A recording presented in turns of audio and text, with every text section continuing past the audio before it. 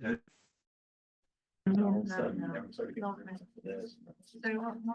was a bug flying around on me. I'm sorry. So, Gary had to.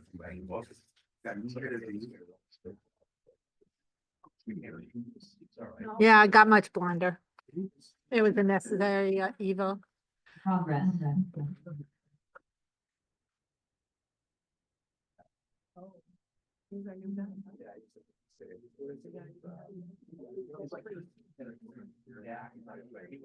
Holy.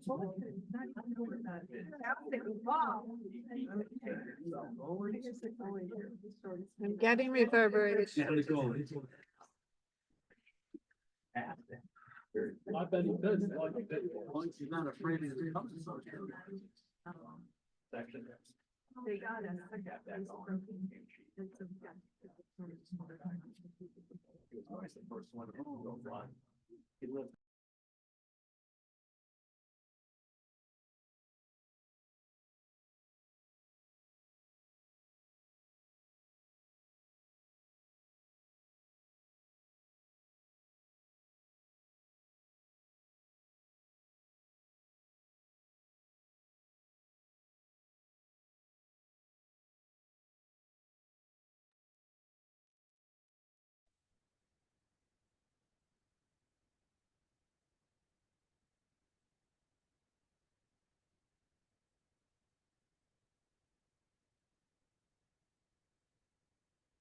Testing, 1, 2, 3, testing.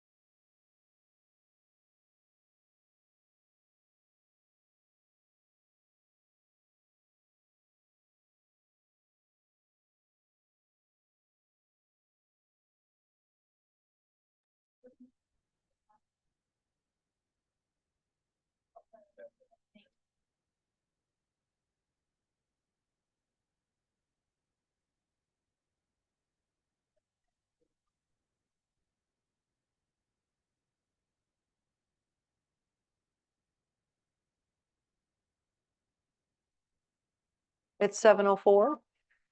And you're good with the recording? Yes. Oh, that's a good idea. Cell phone. All right, everyone, good evening, everyone, and welcome to the Planning and Zoning meeting. Today is December 5th, 2024. I'm going to call the meeting to order at 7:04 in the evening. I'll ask everyone to rise for the Pledge of Allegiance.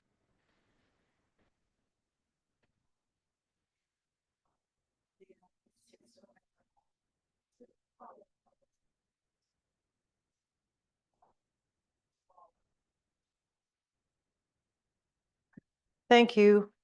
Maureen, you want to do a roll call? Hold on, wait a minute. Let me get my speaker. Okay, June Daly, present. Andrew Lou Millard. Here. Diane Joycey asked to be excused. Timothy Zigmont. Here. Ryan Rogan, you said was running late. running late. Okay, so I won't mark him yet. No, Joan Veely. here. Got him last to be confused. Michael Pasha got to be confused. John Dyken Present. and Steve Biella Jr. Yes, A quorum, and you can see alternates. and I will seat both of them, John and Steve Biella, Thank you. and they'll be seated for Mr. Hamel and Miss Jorsey, for the record. Thank you. Okay, Commissioner business. The first item on the agenda is the commission comment on and possible scheduling of staff consultant proposal text amendments related to the Berlin Turnpike and Core Area 2 zoning as presented by FHI Studio. And that was on 7/18/24 with a discussion that was held on 8/15, 9/5, and September 19th. Okay, I'm just so gonna, we have arrived. a quick reminder to everyone, you've all received, and has been distributed and discussed at previous meetings, various, versions of the, proposal that FHI has put together as a PowerPoint presentation. It's not in finalized form. This portion of the meeting is intended to be a work session. It's not a public hearing. No conclusions are expected. But readying the provisions for future public hearing and deliberation among the commission, but rather to give direction for Francisco and the staff to write proposed amendments. Tonight, we're expecting Francisco to review the topics and the Economic Development Commission recommendations and the modifications that have been made since the July presentation. And then hear some feedback so that we can prepare proposed text amendments for noticing. And Francisco has joined us, as is Good evening. Mahoney, the Economic Development Coordinator. Attorney Capola is here, and as is Chris Edge, our Economic Development Director. Mhm. Okay, terrific.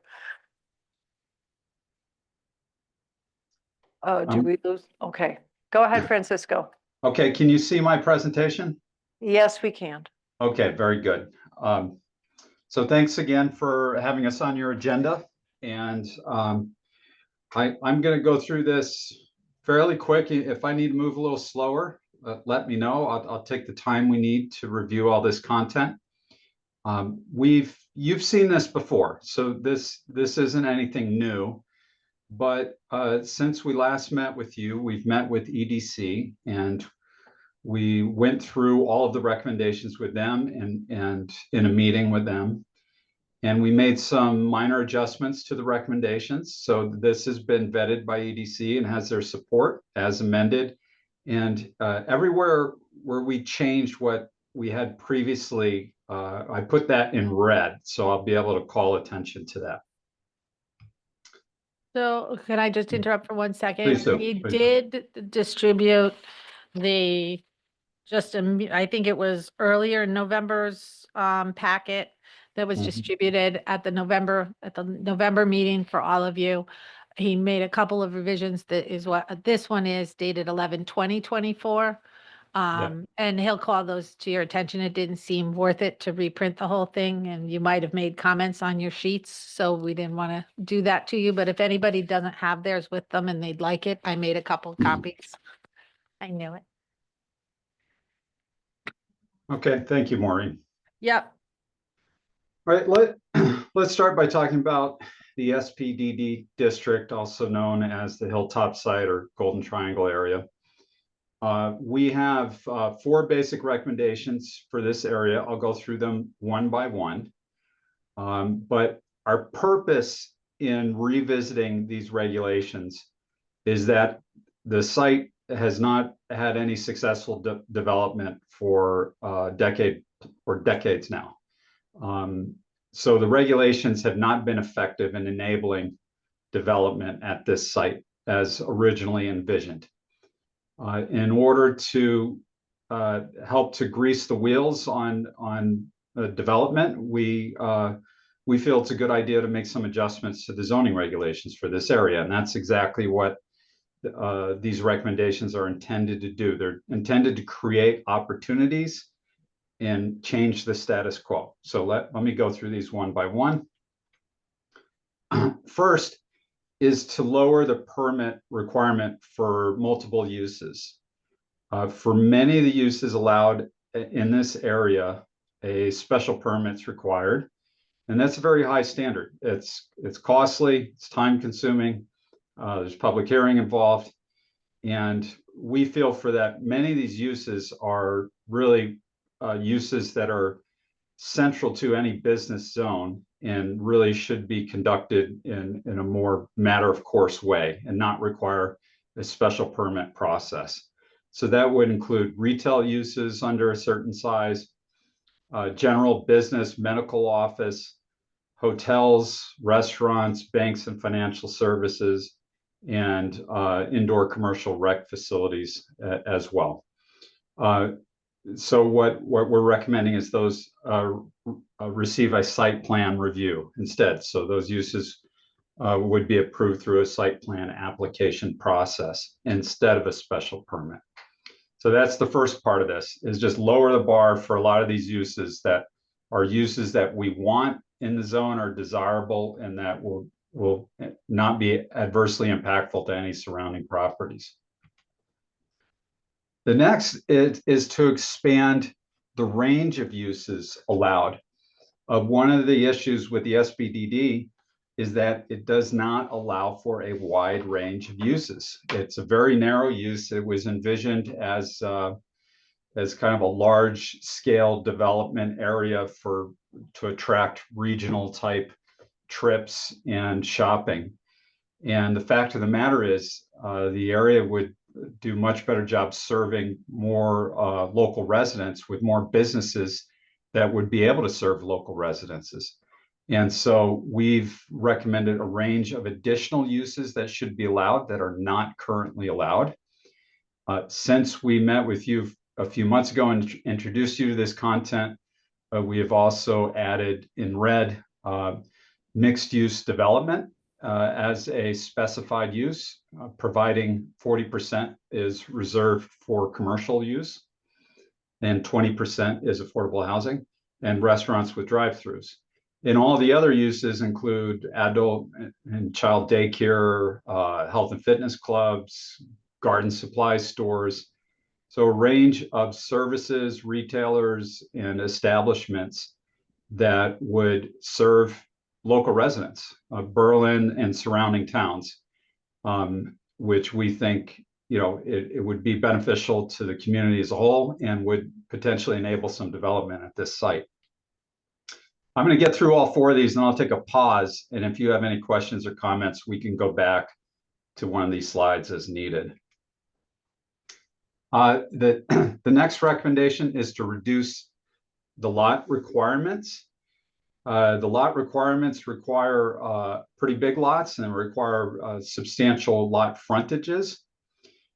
So here we're taking a very surgical approach to this, being careful not to change everything. But one of the things we recommend is reducing the current 10-acre requirement to 5 acres, provided the site is a part of a master plan project of 10 acres or more. So this will enable the site to be developed in smaller pieces rather than a full 10 acres at a time. Furthermore, we recommend reducing the minimum lot width, 400 feet, that's longer than a soccer field that's really wide, to 200 feet.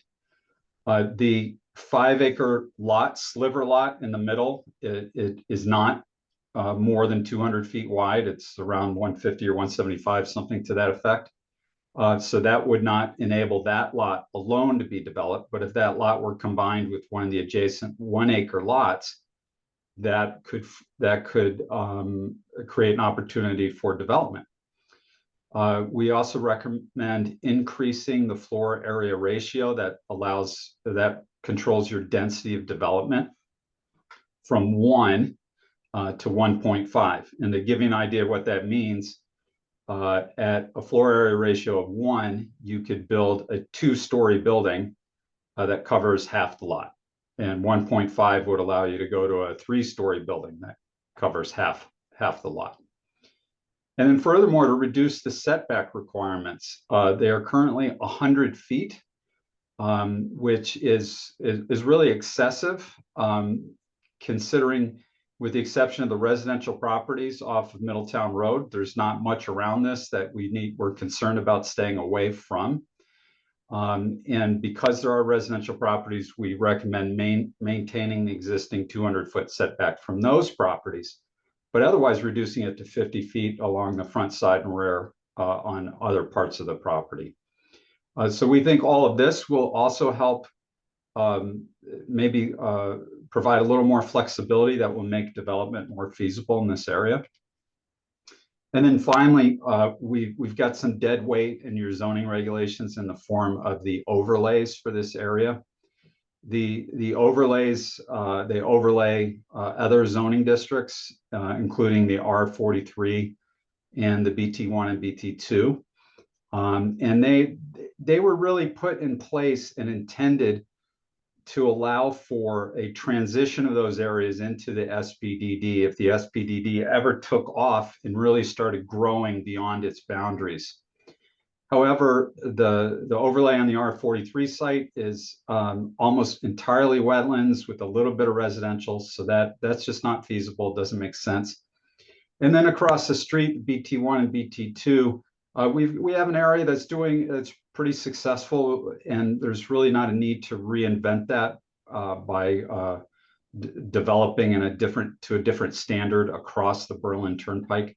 So these regulations are just dead weight in your regs. They have never been effectively used, and we think we should just get rid of them and focus on the SPDD itself. So that was quite a bit, and I'll pause there because that's the extent of our recommendations for the SPDD. I'm happy to receive any questions or comments.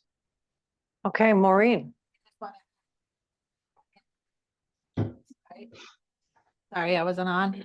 I just want to add that on the west side of the turnpike under the SPDD2, reminder that this is an older version of the map. You did rezone a portion of those properties to SPDD2 with underlying BT1, and at the very least, changing that to BT1 makes them all consistent. Right now, they still have the overlay, but some are BT1, some are BT2, and that would be a consistency that was discussed during those rezonings, but it was not what was proposed by any of those applicants.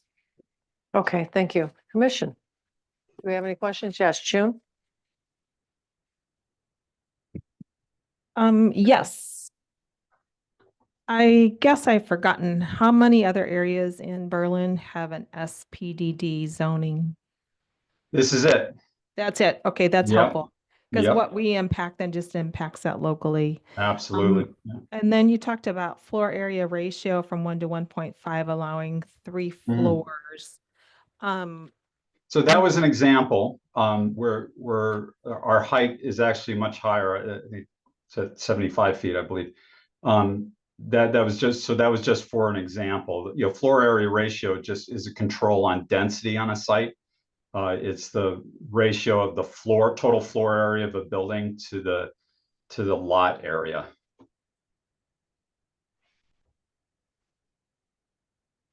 Explain that one to me. Yeah, so I'd like you to imagine a 10,000 square foot lot. All right, it's let's use 1,000 square foot lot, right? Just make it easier to imagine a lot that's 20 by 50 feet, right? A real narrow, small city lot, 20 by 50, 1,000 square feet. At a floor area ratio of 1.0, if that were in effect for that lot, and let's forget about setbacks and all the rest of that. Let's just think about it theoretically here. An FAR of 1 for a 1,000 square foot lot would mean that you could build out the entire lot from edge to edge, 1 story, because the floor area of the building would match the lot area on a 1-to-1 basis. It's exactly the same. So that's that 1.0 ratio means. Now, no one builds like that. So what we typically see is you'd see a 2-story home that the 2-story home is 1,000 square feet and it's got 500 square feet per floor and it covers half the lot. So it covers 500 square feet of the lot. That's a way of controlling density. There are other ways you can control density and maximum lot coverage, and you can control it through height of structures and that sort of thing. But that's the most direct approach to controlling density. So a density of 1.0 for a high intensity commercial area is moderate, but you could go much higher, right? You could go up to 2.0, et cetera. Because you have you allow for a relatively good height here, you can get a decent amount of density and you already have controls over how much the property can be built out. And that is in the form of parking. Whoever develops this is going to have to provide sufficient parking for the development. And that's going to be the biggest controlling factor on density and how much can be built, is how much parking can be built. So we don't want the FAR to be an artificial limit on what can be built. If a developer comes in with a great program, great plan, maybe they have a little bit of structured parking and they could go denser and they could fit it all on the property, and we have FAR that's limiting it. We're not worried about density at this particular site. There are already a lot of controls on that between the maximum height of the building and the ability to park the site. So we should probably bump that up a little bit to provide a little more flexibility and make sure that that doesn't suppress any potential that this site has. Okay, so my understanding then is that this would be a case of not building out, but building up. I think it really depends on the use in question. It's definitely, if you get mixed use, it's almost certain the development's going to be built up, right? Because that's the most efficient way to build on the property. That's how you keep your costs down. You've got a small footprint and you go up. And then that leaves more room for parking. If we have a more traditional commercial use, retail type use, it's going to tend to be 1 story regardless, just because of the cost effectiveness of that format of construction. Okay. Maureen, on the current zone, how many stories can they go up on the turnpike? Is it 3? In this zone, it's 5 stories or 75 feet. But I did want to add that there's another factor in the build out, Mhm. which is impervious surface. That's another calculation. So that limits the footprint and parking ratio to green space. And that's, make sure I'm in the right column, but I believe 80%. They can't, so even at 1-to-1, you can't cover the Yeah, you entire can't. Well, height. well, yeah. Yeah, Because yeah. you can only have 80% of impervious surface, so some of it at 1-to-1 would be up, Yeah. but, and so 1.5, you're still at that 80%, so 20% is still Yeah. or pervious. The only reason I asked that question about the height is that I think also we should take into consideration, is there a height limit? I mean, we look at what's being built on the turnpike, not only here in Berlin, but I also look to see what's happening in Newington. And I mean, at first you say, oh, it's a 4-story building, but then it's built. And then you have an impact, and you have an impact not only to, especially when we're talking about this region, and this is just something for us to think about. When you look at this region, you have to realize that we have an historic district that's up on the ridge. We have houses on Middletown Road, on both sides of Middletown Road, that will be impacted should there be 5-story building, a 4-story building. So I think that we kind of have to be careful what we wish for. We don't want to, at least I think we want to kind of help maintain the neighboring areas and the communities there. We don't want to impose on them. And I don't think we want to clash with them either. So, but anyway, that's just a thought. So thank you for explaining that. I didn't mean Sure. to linger on that, but that's just. No, that's why we're Yeah, here. yeah, yeah, Yeah. okay. All right, Joan, Did you have early in the anything else? process, we did consider increasing the maximum height to 100 feet. And because of concerns for exactly what you mentioned, being just too tall, too out of scale, we decided to go ahead and keep the existing 75-foot limit, which has been existing for a long time now. Yeah. Yeah. Yeah, but as we look at this and we look at restructuring the text amendments, I think we ought to put that also in the forefront. And do we want to do something else with it, or do we want to be careful with it? I think that's probably the word I'm looking for. It bothers me that the turnpike is basically 2 lanes going either way. And going back to the Newington thing, is that when you have these buildings that dwarf the turnpike, I mean, the traffic, it gets to be horrendous. And you've got lights everywhere, exits everywhere, and I find myself using the back roads just to avoid the mess. But also visually, it makes an impact. So we just have to be thoughtful to it. Anyway, June, go ahead. You had other questions. Yeah, as we think through this, if we get to having the higher height buildings built here, would that be pretty much primarily residential and maybe? That's a very good question. If you do end up getting multi-story development, it most likely would be mixed use in the form of residential above some commercial.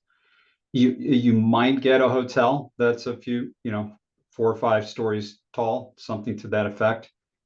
It's very unlikely that you're going to get an office building because of the demand for office. The office market's really weak right now for new construction. So yes, to answer your question, yes, it most likely would be in the form of a mixed use residential building. If anything above 1 or 2 stories, most likely in that form. And with that thought in mind, then I think as we had talked originally at one of our meetings here at Town Hall, there's kind of the geography of the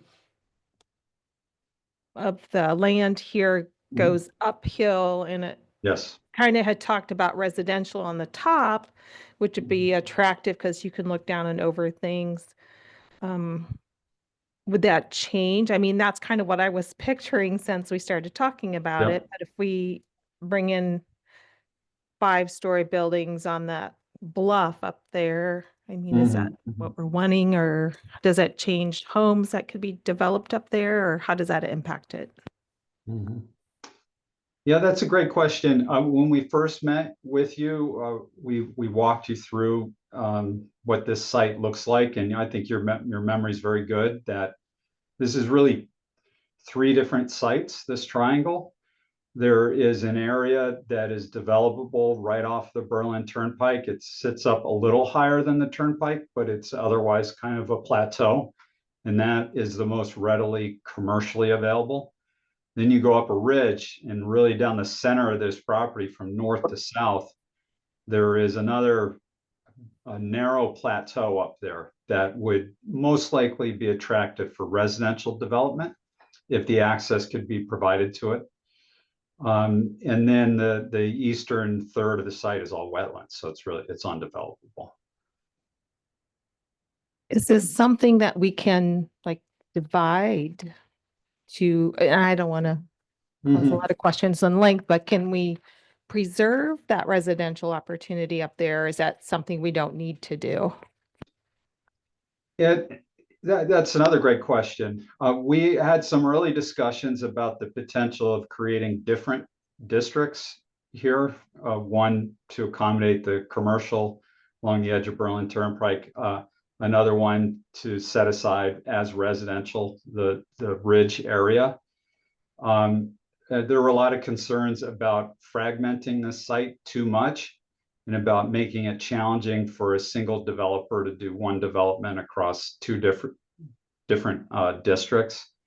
And so at that time, it was decided that we would just amend the existing district and provide flexibility to allow for residential. So one of the things that we see being possible is that we don't require the mixed use to be all in one building, which means a developer could build out the area along the Berlin Turnpike in a more conventional commercial format, shopping center, large format retail, and then build the residential component along the ridge up higher, providing access from the Berlin Turnpike. So we still think that's a viable approach for a developer. There have been plenty of developments that have mixed commercial and residential in that way. And we think we should start with making these adjustments to the regulations and giving it a couple of years and see if that generates any interest and activity. And then we could always revisit them 2, 3, 4 years from now if it's still things are still dormant.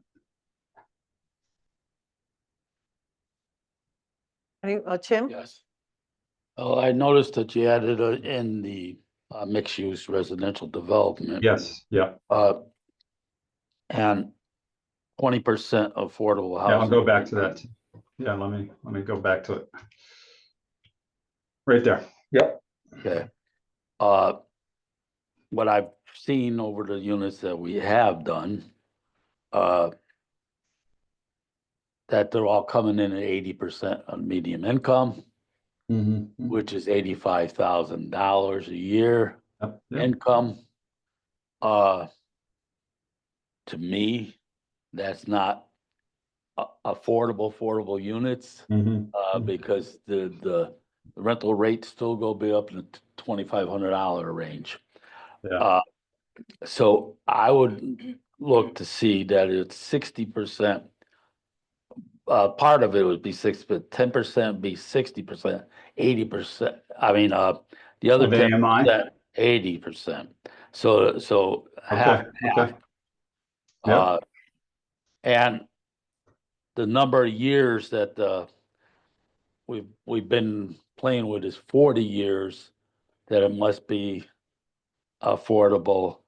I would like to up that at least to 60 years. I would like it forever, but I think it should be up to at least 60 years. On the same page, you added restaurants and drive-throughs. Yep. Okay, we have in the beginning 5 acres, I think it was, for the site. A restaurant drive-through is probably not going to be 5 acres in size. So Yep. unless it's combined with something else. Well, that's exactly the idea. Okay, but So if we put it in here, yeah. restaurants and drive-throughs, someone's going to want to put restaurant drive-through in there, but then we're not going to promote it by saying, but it's got to be 5 acres. Okay, because drive-through restaurant's not going to be 5 acres. Right, and as a reminder, 5 acres only as part of a master plan of 10 acres or more. So there are going to be other more attractive places along the Berlin Turnpike, the BT1, BT2 for restaurants. This is intended to allow for restaurants as part of a much larger development. And so to your point, I don't expect a restaurant's going to come in one-off and build here with nothing else built around it by, acquiring 10 acres and just building a restaurant. It would be part of a larger development. But page number 3, it's you just said that it's going to be 10 acres. It's being reduced to 5 acres for projects that are part of a master plan. Correct. Yeah, Okay, yes, of 10 that's acres or correct. more. Again, that's not gonna promote a drive-through restaurant or stuff like that. So it's gonna promote a drive-through plus something else. Okay. Yeah, and we're hoping plus a lot more. It's in the intention here. We don't want one-off little developments. We want a big package development that combines a lot of different uses at this site. The other thing is reducing the setback requirements from 100 feet to 50 feet. The problem, and with that I see, Yeah, is that we've had that problem on Farmington Avenue. yeah, There was a bigger setback in the front of the buildings, and the parking lots were in the front of the buildings. Okay, and then with the setback being 50 feet, then the parking lot has to be required in the back of the building. Okay, so either we're gonna require the park places on the turnpike to be in the back of the buildings, not to the front of the buildings. Or leave it 100 feet. Yeah, the 50-foot, I think it just provides more flexibility in where the developer wants to put parking. I don't think it provides less. It's not a build to line, so it doesn't force them to put the building or their buildings at 50 feet. It just allows them to get within 50 feet. And I think Farmington Avenue is a lot different than Turnpike. The right of way in the Turnpike is really wide, and there are some locations, and I don't know how well you could see on the monitor, but where my cursor is in front of this 1.9 acre lot, Yep. the edge of the road to the property line, that's the right of way property line, is 100 feet already. Yes. So what we're hearing from a lot of property owners on the turnpike is that they have to get encroachment permits from DOT to put their signage anywhere near the road, so it's visible for the road from the road, because their properties in some places are set back really far from the turnpike. So we want to allow for development to get a little closer if needed, if that's the intention, and just provide more flexibility on the site. Some of the areas that are high and dry and are developable are closer to the edges of the site. And we want to free up as much of that space as possible. But with 50-foot setback. Yeah, yeah. You got a parking lot that's basically parking towards the front of the parking lot and parking towards the building on angles. Okay, so two rows of parking places. That's what you got in 50 feet. You don't have 3 rows of park places. Once again, Tim, this is not a build to line. You don't have to build it at 50 feet. You could put it 200 feet back. This just allows you to get as close as 50 feet if you want to. You know, I think we're looking at very big sites. So we're talking about large scale. Whatever is going to go in here is really going to be large scale. It's not going to be like a lot of the properties on the turnpike where the parking is shoehorned in. You know, we're going to be talking about parking lots that are for hundreds of vehicles, and they'll be centrally located. And the developer is going to put the building wherever it works best for the site circulation. We just want to free up, create a little more flexibility in the design to enable some good design. And so we're not talking about requiring them to be at 50 feet from the property line. It's just allowing them to get that close if it fits the site plan. Maureen? So just to help understand what's allowed at this point as well, is that the current parking and loading setback is set at 50 feet. So it kind of puts both the parking, either the choice of parking or building at 50 feet by making this modification. But it also, there's a footnote on that the commission has the discretion to alter that parking setback as well, if proper visual buffering, et cetera. There's a number 6 footnote on that one.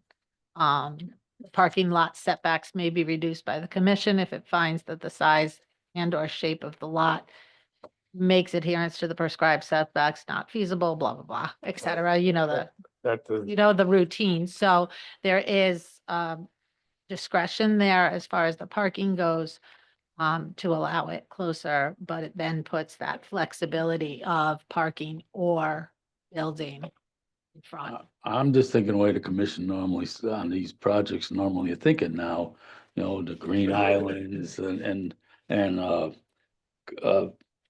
greenery, making the campus style things. And if they could put that building on that 50-foot spot, the frontage doesn't allow for a bunch of parking between the right of way of the highway and the building 50 feet. That's my only question about it. Yep. And I think maybe somewhere in between 75 feet or something to be, because of the greenery and the stuff that you want, would be more, what we're looking at we can do. Huh? Yeah, well, yeah, because we're requiring more greenery and more trees and flowers and all the other stuff in front of the buildings, making the properties look more appealing. Okay. And that's my question is, with 50 feet, how much of that kind of stuff can we put in there? At 75 feet, maybe we got an island in the center or something green. I would have a couple trees in it. I'm just thinking there's a little bit more flexibility on our part. Well, once again, the developer is not required to put the building at 50 feet. If they want parking in front, they could put the building 200 feet back and load it up with parking. I think there's not a particular reason why the parking needs to be in front of a building for this to work. It could just be all landscaping. I think the Turnpike definitely has lots of parking in front. That's certainly a kind of the prevailing build out along the Turnpike. But I'm not sure it has to be that way to be successful. I think what's most important is that people have a place to park. They get off the Turnpike, they have a place to park, and then they can get to the businesses. And I'm not sure it'd be a bad thing for buildings and landscaping to be the view along the Berlin Turnpike here instead of parking lots. I agree, but most of the parking lots today Yeah. are built on the state right away. And they're building, they use the state right away. Yep. Point, so it's. Should also pay attention to. Is there anyone here who has any other questions at this point? Can I, Francisco, just ask you a question Sure. about, and I'm not even sure what page this is. I guess it's page number 3 for 2, which is item 2, allowing additional uses in the SPDD zone. I see that you have listed the adult care facility, assisted living facilities, and you have continued care retirement facilities. Are these not all kind of the same thing? Yeah, continuing care provides a spectrum of care. And so it may include assisted living component, but it would also include just elderly housing. And so it tends to be that type of facility has a range of housing for a range of needs.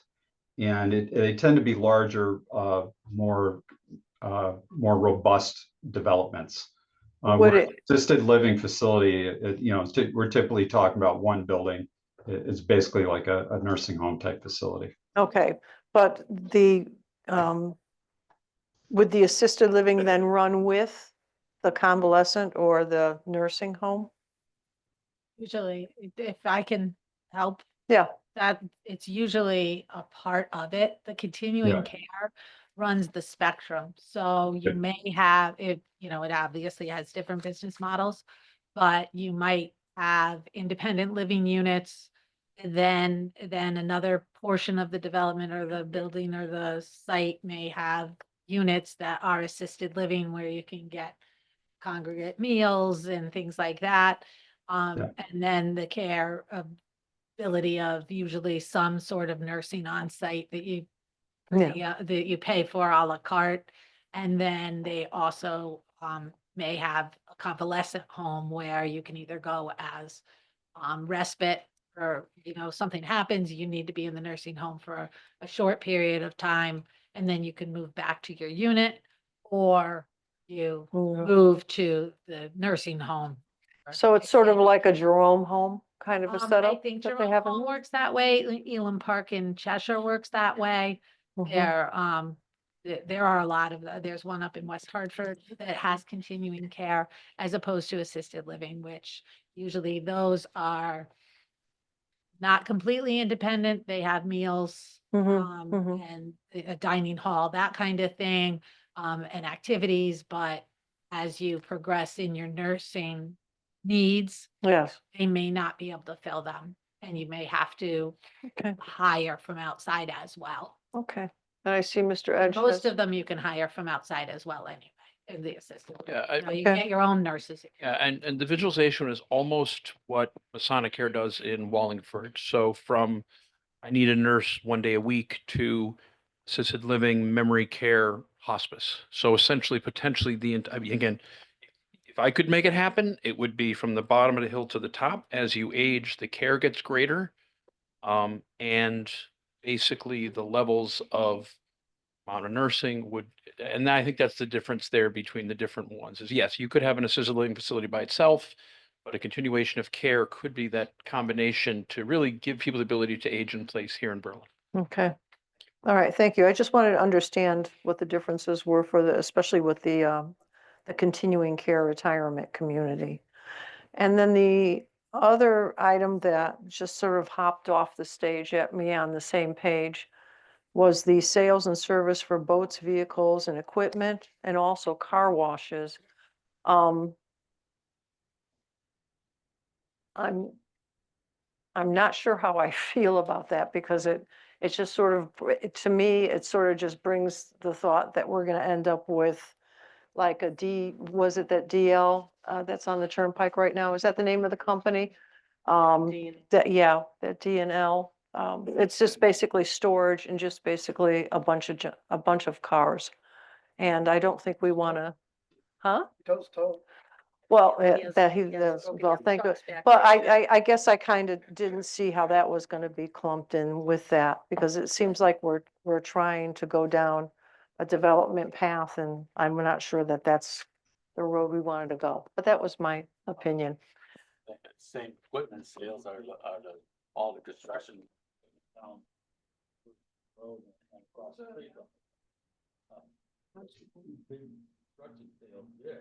Already. I'm sorry. The equipment sales are going to end up to be that same thing as the equipment place that we went into, the installation place on Berlin Turnpike, Spruce Brook, Spruce Brook Road and Farmington Avenue, or across the street, Orchard and that's what it is. And that, and the one we just did expanded pretty quick. Okay, which they keep it clean and everything else, but do you want that type of thing in this area? Yeah. You know, Okay. Could be worse too. All right, there's a Well- lot worse, a lot of stuff could be worse. okay. Well, all right, Steve, any thoughts on this? No. No? My concern. Okay, all right. Well, you're supposed to, It was only two. come on, we're just trying to be serious about this. Okay. I concur with Steve. As far as, to make sure we're making productivity. Mhm. So are there, I think you've given food for thought, but I'm not sure we have kind of a consensus. Like I said, it's not the debate that will happen at a public hearing, if there's Yeah, debate, but at the same time, to whether certain things you'd rather see them eliminated, or you'd rather vet it when we get to the public hearing and eliminate certain items at that point, Mhm. you have that big debate. of them, or if there's any that we should be modifying before we draft the amendments. So just those critical items, I'd say if you can give us direction, that would be great. And if we do it by section, that's probably the most efficient. Yeah. So as you wrap up the SPDD, his final thoughts and direction. All right. I'd request. Well, all right, well, on this section, the other thing that I have a question on is, the elimination of the special permit. I know that, Francisco, you made the argument that perhaps the site plan would suffice, and that to have a special permit, overlay on some of these uses may not, may scare developers off. I'm not sure that that's the case. However, I do want to make sure that if we do eliminate the special permit overlay, that we at least make sure that what control or what management we have of the development is strong and is on our side, so that we can make sure that the product is a good one, the development is a good one. So I'm not sure how we're going to put that into play, but that would be something that I would seek, is that if you are going to eliminate a special permit, we just have to make sure that our regulations are tight enough that we don't get ourselves backed into a corner. So that I fair haven't enough? Specifically looked at that, you know, how the regulations themselves would be modified, you know, but in the SPDD zone now, you have criteria for approval.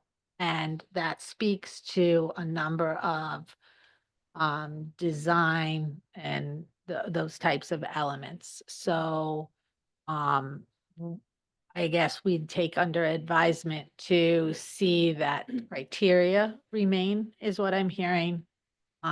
Or whether they're a site plan use or a special permit use is what you're looking for. And we'll start with that as a basis. I'm not trying to chase away development. I just want to make sure that it's the best development for the town. And it's something that everyone can be proud of. Some of our regulations said that we can require a special permit or, you know, if it's a project that we think that we need to view more, Hmm. you know, there's times that we have said, okay, we wanted to review it, so and then a special permit. Hmm. And maybe that's the way to go. You know, with that, I also would have big lay of land like this. And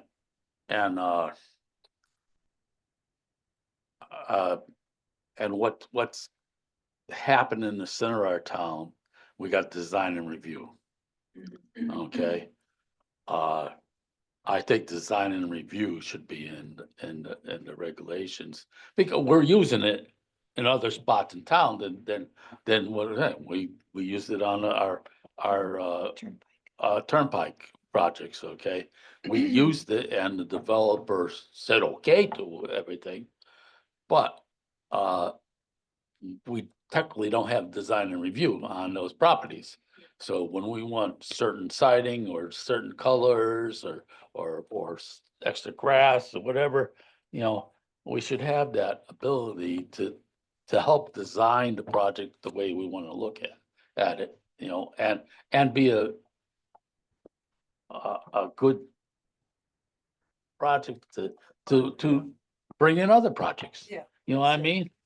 Design and review brings in other projects. You could see what happened downtown when we did the design and review. Now, all those stores are filling up and everything's, you know, people walking the sidewalks. I mean, I think that could happen out in the turnpike. So I'm hearing add a provision to reference the design guidelines, the Berlin Turnpike design guidelines, because you have the Berlin Turnpike's design guidelines, but you'd like to see a reference if it's possible to that in there as well. All right, I think we're forward with that was some direction. Yeah, okay. Ask Francisco and maybe Jim if that's. All right, Jim, Francisco, anything you want to add at that point or want to just continue on? That was it. That was good feedback. I'd like to keep moving forward if that's okay with you. Okay, that's fine. All right. So I'd like to talk about your BT1 and BT2 districts up and down the turnpike.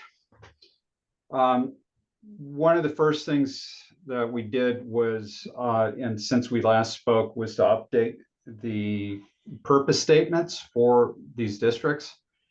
The purpose statement itself is not a regulation, right? You can't really use that to require a property to be a certain distance from anything, but it provides the context for all the regulations. It helps you understand what the priorities are. So in that way, it's important. And the purpose statements had some really unusual language, interesting language, to the effect that it anticipates that in the purpose statement, it said that these zones would accommodate uses that would otherwise have detrimental impacts on nearby residential properties. So we want to get rid of all that because we don't want any detrimental impacts. So we stripped right out of that language out. But more importantly, we've got once again 4 specific recommendations for you, and that is to modify uses allowed in the BT1 and the BT2 to similar to our discussion about the SPDD, is to reduce permit requirements and also to modify lot standards. So let me walk you through those one by one. First, the BT1, we're taking a very conservative approach to this, allowing 1 new special permit use, and that would be clean contractors. And these would be plumbers, electricians, contractors that don't have a big outside presence.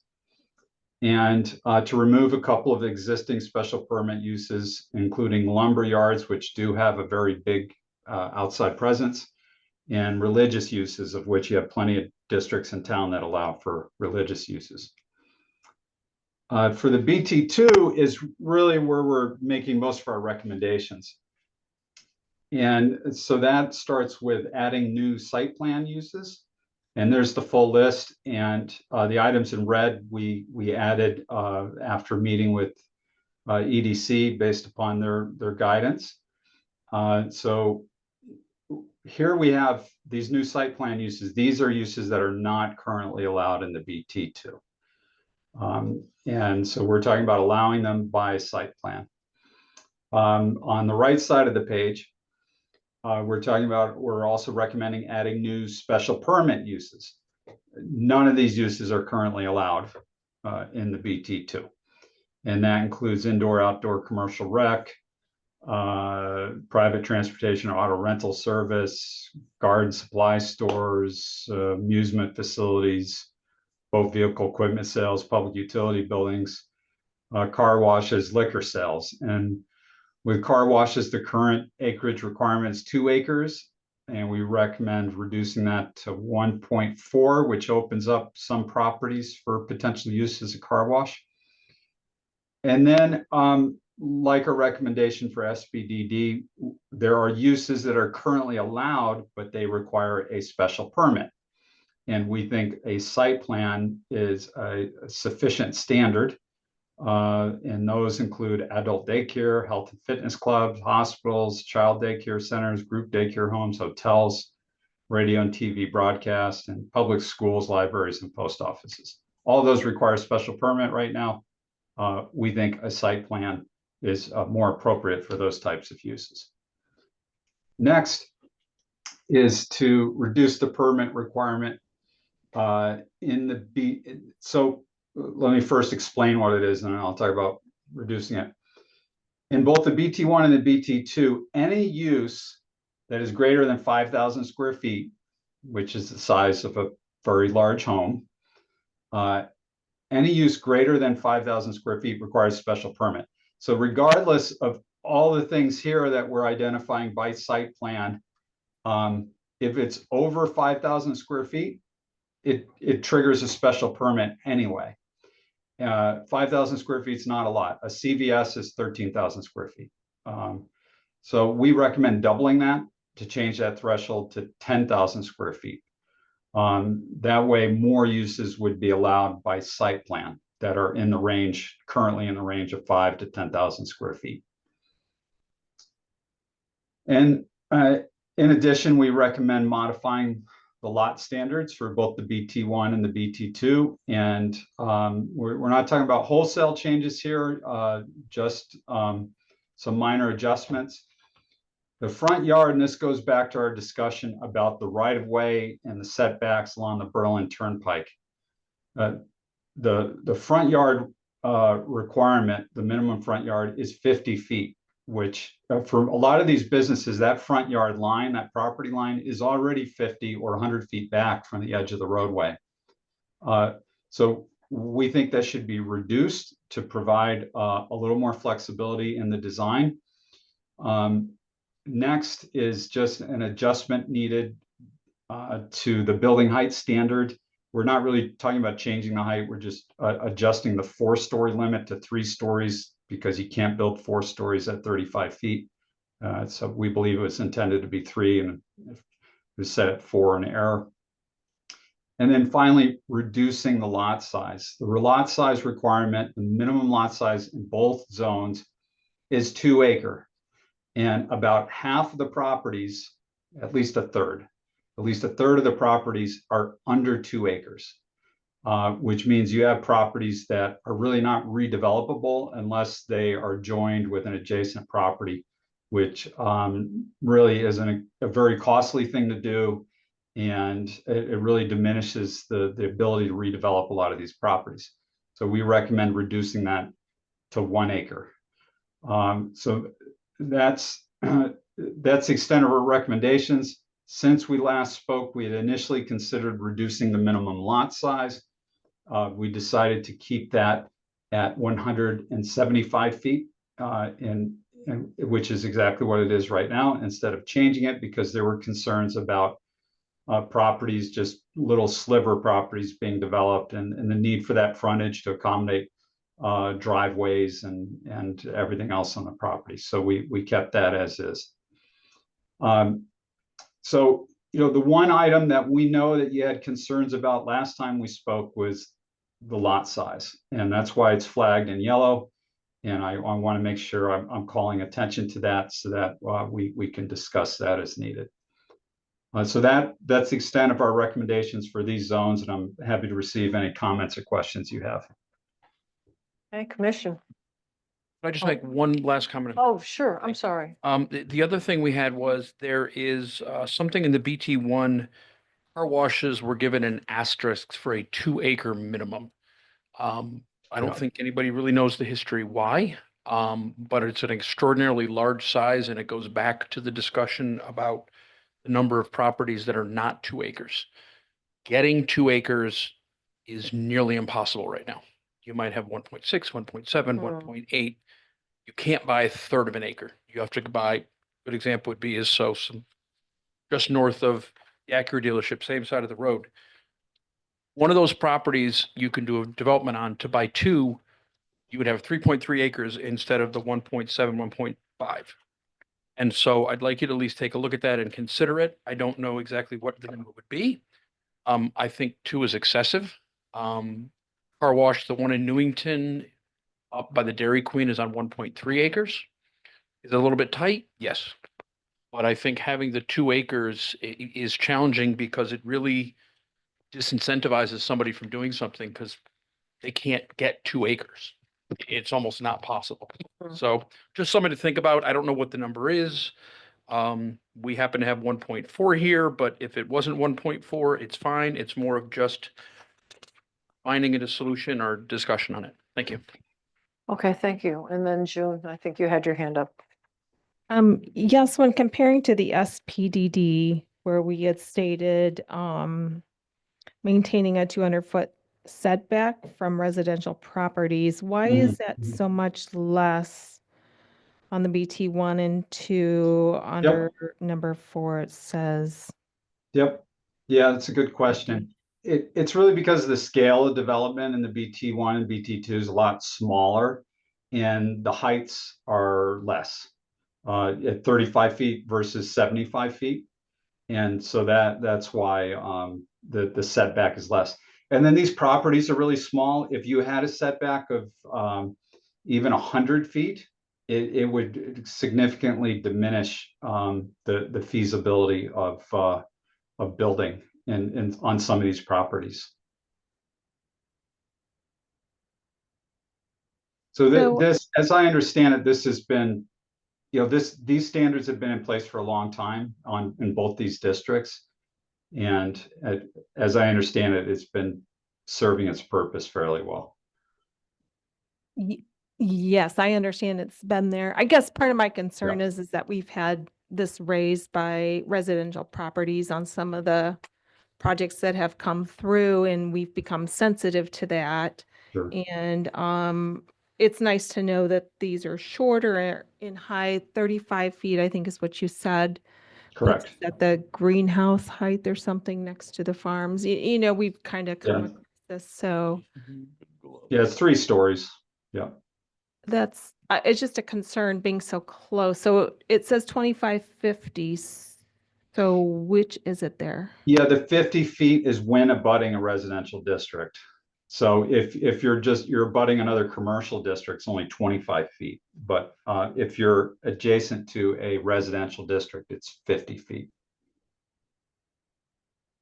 Did we increase it to 100, or is that too much for the width? Once of the again, property? some of these properties are really small, and if you increase it to 100, they become not, in some cases, not buildable.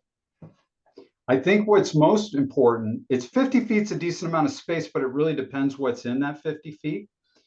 I think what's most important is that the buffering requirements, and of which you do have some buffering requirements, landscaping, fences, et cetera, that those are strictly upheld, and you require adequate buffering of any developer. You'll notice on here that the parking and loading setback is at that 50 feet too. So parking, really it's no impervious surface from that 50 feet. So that allows 50 feet of buffering and that's the way, again, it's the way it has been. I can't easily share that, but I have it in front of me. Could we lower the height if it's abutting a residential, since our side yard is decreased to 50 feet? In other words, are you asking that instead of it being 3 stories, that we bring it down to 2 stories because It's abutting it's abutting in the residential residential with property? only a 50-foot side yard. Hmm. Because that would make it look like a 2-story house as Well, opposed to a 3-story building. In most of your adjacent residential districts, you have the same height standard. So we're really talking about development at the same scale as the adjacent residential districts. Okay. And All of our, yeah, in a lot of cases as well, most of this development is actually 1 story. Anyone else? Tim? Yes, my concern on this one was the reduction from 2 acres to 1 acres. With a 1 acre site, doesn't give too much of area to build something substantial. Okay, 2 acre site would be able to allow the developer to build something substantial. And I think that's why it was in there, 2 acre site in these zones. And I think it should stay at 2 acres. And just to give everyone a sense as to what kind of footprint you could put on a 1 acre site, an acre is 43,560 square feet.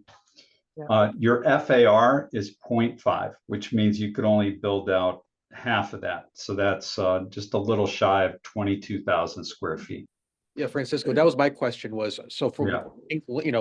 one side to the other of an acre, so it's, you said 40, 300 square, whatever it was, square. feet. 43,560 square feet. Say it again? Yeah, It's 43,000. 43,000 and change. Let's round it about- up to 44,000. Keep What the about math. lengthwise, just so I get an understanding of what a 25-foot setback would mean versus a 50? Like end to end, instead of 100 by 200. 200 by 2, okay. Am I doing that Yeah, right? yeah, It's more than a little that. more than that, but yeah, that's pretty close. That's pretty close. Yep. Yeah. Okay.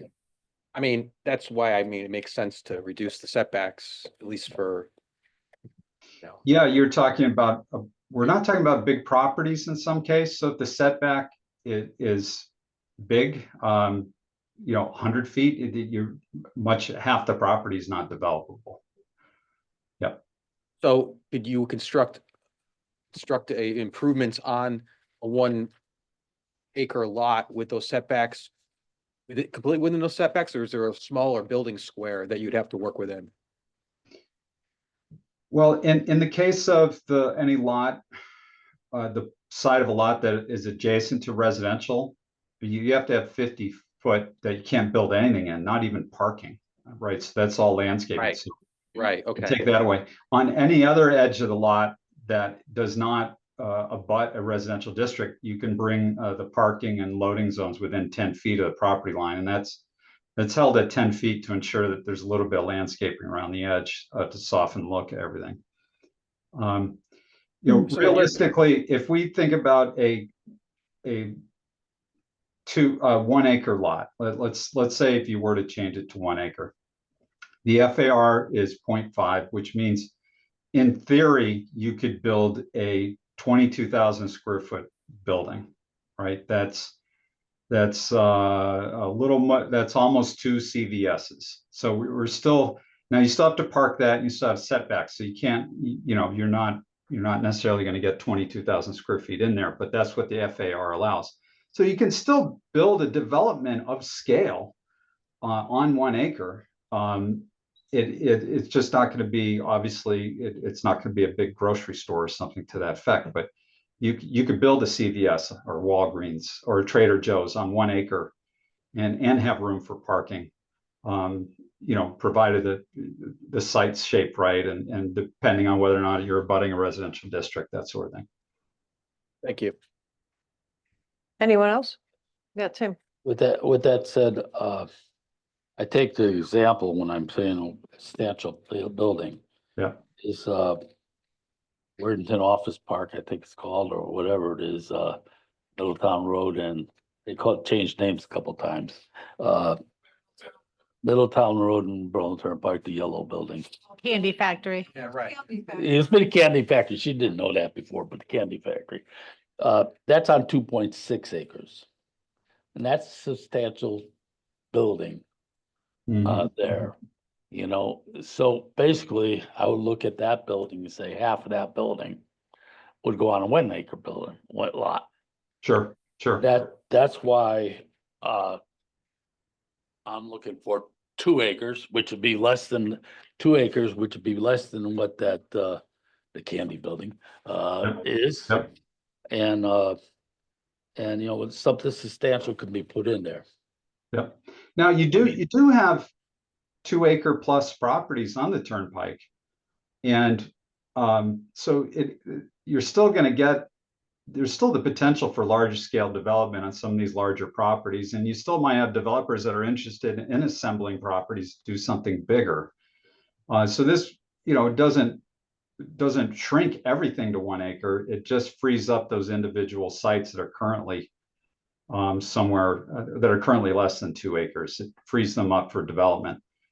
So I still think it's possible that you could see that type of development because there are plenty of properties that are 2 acres or more. Well, we've had projects come in and say that it's 1.8 instead of 2. Yeah.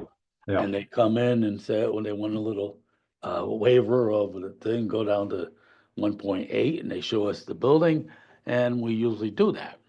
Yep. Because it fits for the land. Yep.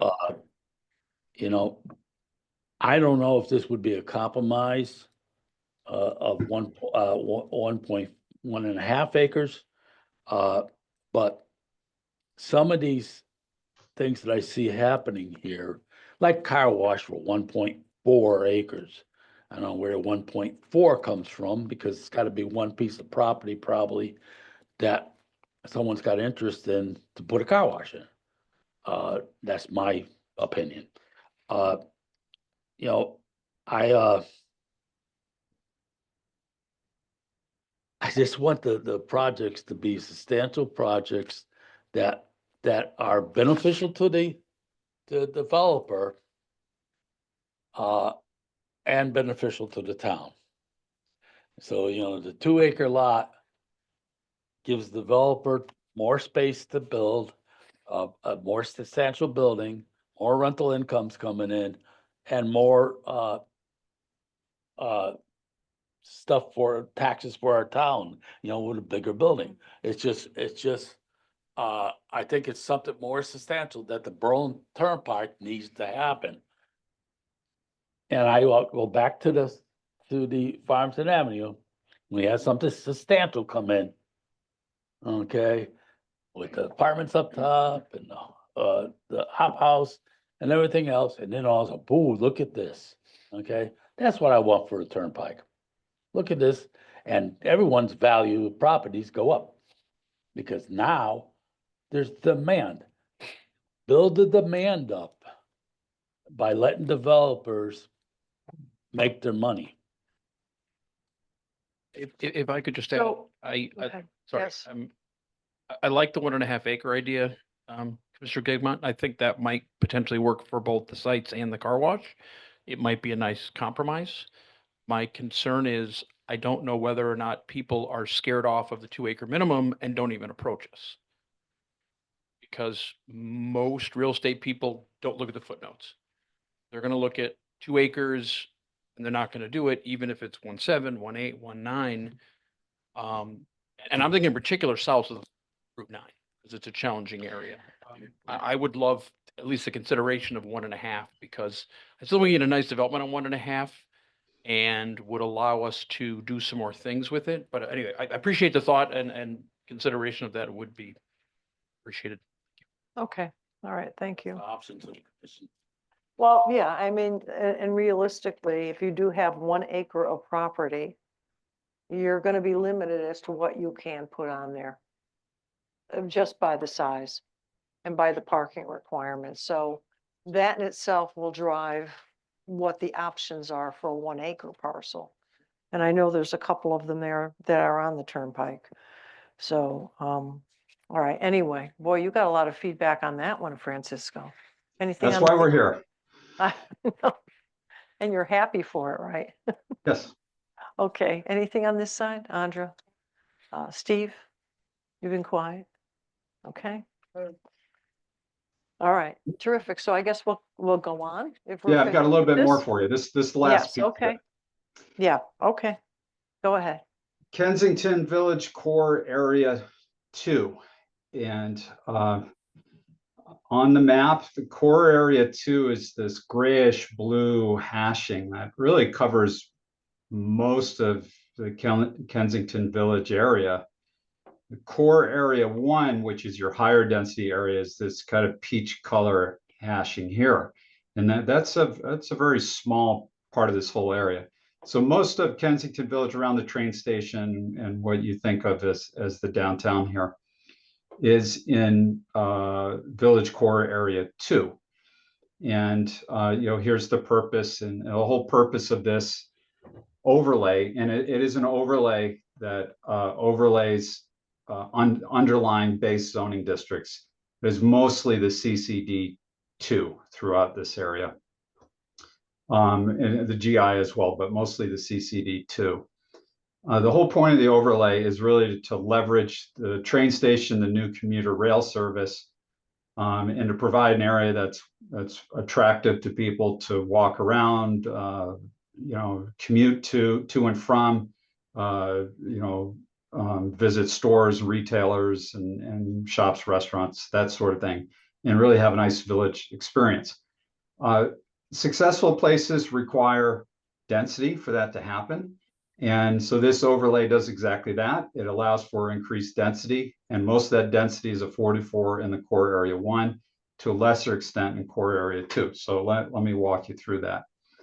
And- Before we begin, can I just ask Maureen to just sort of bring the mouse over what you consider is core Here, area 2? I've Just got so we control of the mouse, so let Oh, me. you got the control. Okay. Okay, so here, I have a big mouse here, so I'm gonna try to follow your little Okay. tiny mouse. Yeah, I know. You gotta Okay. increase that mouse size. Holy So Toledo, here- I thought it was a bug on the screen. I was like, what's that fly doing here? Okay, there you are. here All right, is so the go train ahead. station right here. Here's the rail Okay. track and the train station. Farmington Ave, New Britain Road, Kensington Road. And so this grayish blue area with the purple outline covers, it covers, for the most part, approximately covers core area 2. Core area 2 is the grayish blue hashing. The purple originates back from the original transit area, transit village area. So The- just to Francisco, if I Yeah. may, just to differentiate this more beige color here is the core area 1. Yes, yes, Okay. This is Steel Right. Boulevard right Mhm. here, Mhm. and where I've right. shown, but this Yeah. is all core area 1. And then the redevelopment zone is over here along Harding Street. But everything else, except for redevelopment in core area 1, is core area 2, Right. down to what was Laviniacs. This is, Wow, that's a big swath. that's the Laviniacs. Here we have Okay. Matson's, the firehouse, The Right. app. up to the corner. The No, the Italian Ave is way Club. down here. Ave is out. Not that. Ave is out? Restaurant is. Oh, it's further down. down. Okay. To So- further east, up here to the corner of the east side of the corner with New Britain Road. Those parcels Okay. and the triangle with the banks. Okay. All right. Thank you. All right. Sure. So, Yeah, thank you, Maureen. Now, while there are some larger parcels here, they're within the core area 2, there are also a lot of very small parcels. So we see along here, Maureen, I forget the name of this road that crosses Kensington Road where a lot of the shops are. Main Street. Yes, thank you. There are a lot of very small properties here, less than an acre, half an acre in some cases. So what we see is many of the parcels within core area 2 are actually very small lots, with a few big lots, the biggest one, of course, being the state's property. So that's one important aspect of the zoning here, is it overlays a lot of tiny lots. A 1 acre minimum is required for development in the core area 2, and a lot of the lots are less than an acre. Additionally, if you want to build dwelling units, you're allowed to build up to 7 units per acre, but you have to have at least 1 acre to do that. And the units are not prorated. So in between 1 acre and 1.99 acres, you can build 7 units. And if you get up to 2 acres, you could then build 14 units per acre. The limit used to be, and it still is if you don't build affordable housing, it used to be 6 units per acre. You changed it over the past year to allow for a marginally higher density at 7 units per acre, but while at the same time requiring that 20% of the units above 6 units per acre be affordable housing. What we're recommending is to double the density that's currently allowed in this area by increasing the limit to 12 units per acre, and while also allowing prorating. So if you have 1.5 acres under 12 units per acre, you could do 18 units on that site. Okay. The densities that you really need to make development viable in this area have been closer to the densities that you have for core area 1, which I think is 26 units per acre. And Jim always has to remind me what the accurate number is. I think I finally got it right, of 26. I think you're right. Yep. So the core area 2 is now limited at 7 units per acre. Core area 1 is 26. And that's why you've had Steel Point and the development activity that you've had in core area 1, because the densities are there to support the type of development that is viable. So we know that there are concerns about building too dense in the village. And the commission generally favors a kind of a slow roll type approach to development in this area. But it's very likely that the core area 2 standards as they currently written are not going to result in much more residential development, and particularly not for these small parcels that are likely just to continue their existing uses rather than being redeveloped into residential. Doubling it to 12 units really gets you right around the bottom of where you need to be to make development viable. And it really, at 12 units per acre, you're just at that limit, you're just starting to approach the densities that make a place really active and feel like a village center. So we think it's still fairly conservative, and it would still less than half of what's allowed in core area 1. So those are our primary recommendations for core area 2. And we've talked about this with you in the past, at least a couple times.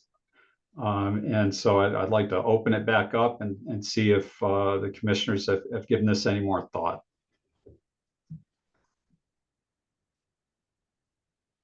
Okay, commission, and welcome back, Andrew. I hope you're okay. No problem.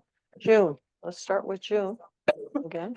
Yeah, I hop right in here right away. I'm sorry for that. No. So when you're saying dwellings, is that primarily like rental properties, living properties? Yeah, the type of development that you're most likely to see in this area is similar to the development that's already occurred. So it would be a mixed use or multifamily building. It is the most likely that you would see if you were to increase densities. Maybe someone wants to come in, do some townhouses or something to that effect.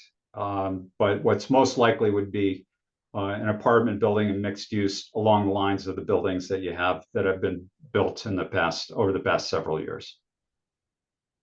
So I think this is Main Street. This has got the coffee shop and the food places and the Dairy Queen. Yes, Is that yes, where our yes. tree is? Yeah, So yeah, right. If it- you can see my cursor, that's right over here. So I'm new to the community, and as I consider or think of a Mecca center where we want to bring people in and invite them, we've got the train center in and out. You want to bring people in and have them drop off there and enjoy themselves for the evening, either entertainment or food or shopping. I don't see that as living units, drawing people in. It's, condensing the population. But I think what we're trying to do is bring people from other areas into our community as a focal point. And, personally, I would not support the 12 units. I would support the prorating, but I'd really like to see efforts made toward attractions for the town to build on what we have for the restaurants we currently have. I mean, that would be something I picture when I think of that for Berlin. June, if I could, the reasoning behind the 12 units is to make redevelopment a possibility. 7 units an acre, it's not going to happen. Good example, we'll take Bronze Auto, 1.3 acres.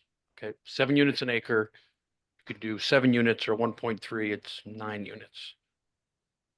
Well, you can't do that right now because you can't prorate it, so you can only do It's 7 currently. 7 units. If it was 12 units an acre, you could, let's say, get 15 units. Ron's gonna retire at some point, no question. He's gonna put a sign up, somebody's gonna rent it. They're gonna tell us they're gonna do auto repair, and it's gonna look like what Frank at Dynasty Jewelers has across the parking. That's my concern. If it's 12 units an acre, again, I can't promise it, but 12 units an acre, if somebody built something of a smaller size on Ron's Auto's parcel, like Steel Center, it would have the apartments, but more importantly, we would have the new commercial space on the ground floor, which hopefully can help attract the new and exciting tenants, because we're looking at most likely new construction, meaning that you're going to get high-end tenants, because high-end tenants are the ones that can pay the rents on those. Couple other ones, the 3 properties on the corner of New Britain Road and Farmington Avenue. It's a tight site. It's 0.6 acres. Right now, you have the vacant lot. I think it used to be Boat for a long time. He'd like to consider doing something. The one that I would love to see happen, Webster Bank. Okay, Webster Bank at some point is getting out of the real estate business. They're going to sell it to somebody. At present, you could do 7 units by the way the zoning is written. If it was modified to 12, you could probably do almost 20 units. 1, it's the second biggest parking lot in downtown. 2, if you did 20 units of apartments, I think you'd have a really great development there. And I think it would also bring people in because, again, if I'm 18, 19, 20, living in a studio apartment in a historic bank would be kind of cool at that point. So, and we're not talking about a whole lot of units. We're probably talking about as many units as Steel Center has that will get added in total to the area. And really what it is it's for me, it's what I think of it as the, okay, what happens next generation or when someone sells or retires, and it's trying to improve the area. And really what it is, it's giving developers an opportunity to come in with something. And again, the good news is this body has the ability to essentially say yes or no, it makes sense or it doesn't.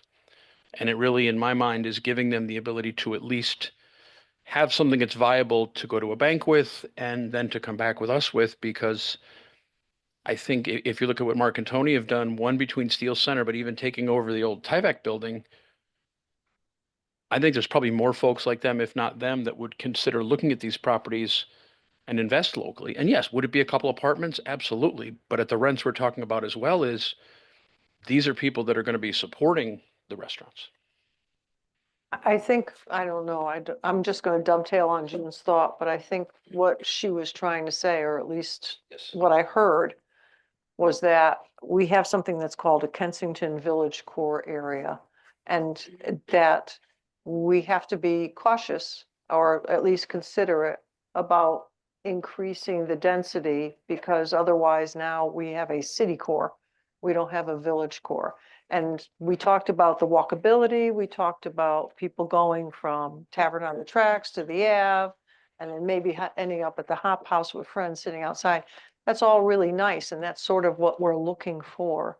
We're not looking to build, and I'm not sort of disparaging, I don't want a downtown New Britain. I just, I want that village feeling. I want it to be safe, and I want it to be pretty or attractive. And I want people to come to the village. But I understand what you're saying. The Webster Square, I think, would be a great thing if it turned into apartments or senior housing or something like that. That would be great, or active adults. But yeah, to utilize what we have. Again, But I think we're just trying to, at this point, we're trying to be cautious at how fast we build out and up, because we don't want to lose that flavor. The other thing we have to take into consideration is, I don't know about you guys, but around 4 o'clock in the afternoon, I can't drive on Farmington Avenue. You can't, because the traffic just all gets backed up. And if there's something happening on 72 or the Berlin Turnpike, it makes it worse. So, I mean, I, these are just things that were floating, but I don't want to digress. But anyway, I understand the issue with the 7 units per acre. I'm not sure that 12 is the magic I don't know if 12 would just. Well, that's it. They'll just build apartments and then we've lost it, but, But we still, because you're also talking about a 1 acre minimum, right? Just as a reminder that the first floor, and I believe it's said in several places in our things, I'm trying to find provisions really fast, but is that first floor commercial is still required. This is discussing density that is above the first floor, which would be first floor commercial. And you'll remember the amendment last year, and this is more of a reminder, not swaying an opinion one way or another, but I'm just trying to remind you of the parameters that are already there. These are amendments to parameters that are in the regulations. And you have the amendment last year for the 75 feet back for where Newport just got building in the back can have residential on the first floor. But for other uses in the core area, main floor has to be commercial. So that remains no matter what.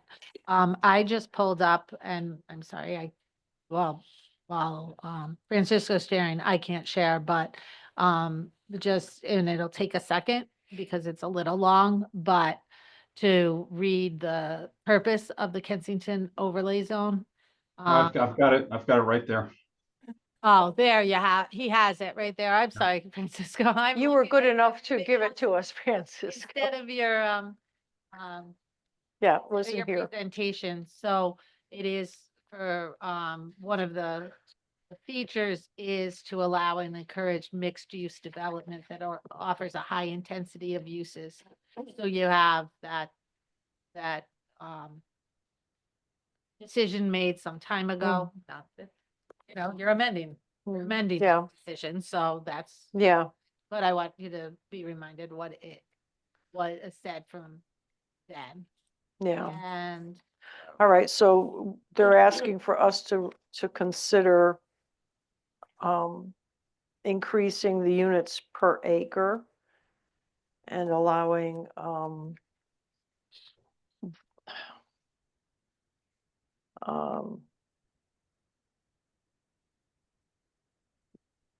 the pro rata, I believe. the prorating, yeah. Yeah. And I Now, think, the only thing is, I'm gonna be honest with you, the only thing with the prorating is that we have that Holly Court thing. And the buildings are going up. The houses are going up, and that's 18 units on less than 2 acres. I don't know if anyone's driven by to see it. It's tight. We can't let that happen again. well, and I think this is also This is- multi-story as well. So I think it is different to some degree. And where things are at the moment is, so but let's say our restaurants. Most restaurateurs and even small entrepreneurs don't have the ability to buy a property and build a building for themselves. No, they don't. No, The reason it makes sense, and the reason why Hop House makes sense is because Mark and Tony could afford to build the buildings because the financing followed the apartments. So we got good commercial development because of the apartments. And I know that doesn't necessarily always the best thing for a community, but that's the reality right now. And I think if you look at what's been successful in Berlin, it is the family-owned companies that wouldn't have the ability to come in and buy the property and develop themselves. That's kind of why we were thinking this route, but I understand the reservation. no, yeah, and I don't want to stop the development. I just, You want controlled development. it's not control. I just, I don't want to be embarrassed by it. I don't want people to say, what the heck did you do? I mean, you were on that board, you were on that commission, and you didn't stop it? I mean, I don't want that reaction. I want it to be a good project, and Yeah, so this is a Joan, tough one. This is a tough Joan, one. if I may, this is Yes, Jim. go ahead. So I was just gonna say on the other side of that coin is I think that I think several of the properties realistically in this area fall far short of our aspirations for what we want Kensington Village to be. And, we kind of set a higher bar with what's happening at Steel Center and So it's just trying to unlock maybe the potential there to allow some of these properties to be developed in such a way that they're really gonna complement and reinforce what we're already doing. Yeah, that's a positive way of looking at it. Thank you, Jim. Yeah, Tim. Yeah. Oh, and then who else is that? Want to hear from John. Okay, Do you want to hear from me? did you have a comment? Actually, I'm sorry. You know what? Now that June's put the spotlight on me, maybe I'll ask a stupid question. Can you just describe prorating a little bit more detail to me? So right now it's 7 units per acre. How is it prorated if it goes up, half an acre, it's another 3.5 units? Can you just, I know I'm getting Yeah. Maureen shaking. Can you just explain that to me a little bit more? Yeah, sure. So right now, if you have 1.9 acres, 1.99 acres, you Right. can only build 7 units per acre. You can only build 7 units. Right, If- because you don't have the two. Because you don't have 2, right? So if I it got you. were, if you allowed prorating, then you'd be able to build 13 units on that 1.99 acres. I just don't think land is, maybe I'm not using the word, maybe fungible in the sense that, it's a 1-to-1 ratio between what's appropriate for how much land you have versus how many units. I just don't see it that way. I just don't, I'm a little skeptical, but that's just me. I mean, Yeah, maybe the 12 units per acre, not prorate, but I don't know. yeah. Just So, scares me. there was a comment earlier about not wanting this place to be a city or an urban environment, but a village environment. Well, I understand, It- the village environment makes sense. That, Yeah. a TOD type environment is very attractive. I Yeah. mean, Commissioner Zigmont talks a lot about the hop house and people walking around and Yeah. going to Dairy Queen, going to other places. It's a true statement about that area. I just don't Yeah. know if we are going to have too much of a good thing after a while. Yeah. But anyway, Just for some context, though, urban densities start at around 50 units per acre. So you're not anywhere close here, not even in the ballpark. No. and That's just one more ambitious. comment. And what mixed use, are we talking about having maybe, the first floor being restaurants or retail? What kind of mixed use apartment retail are we talking about?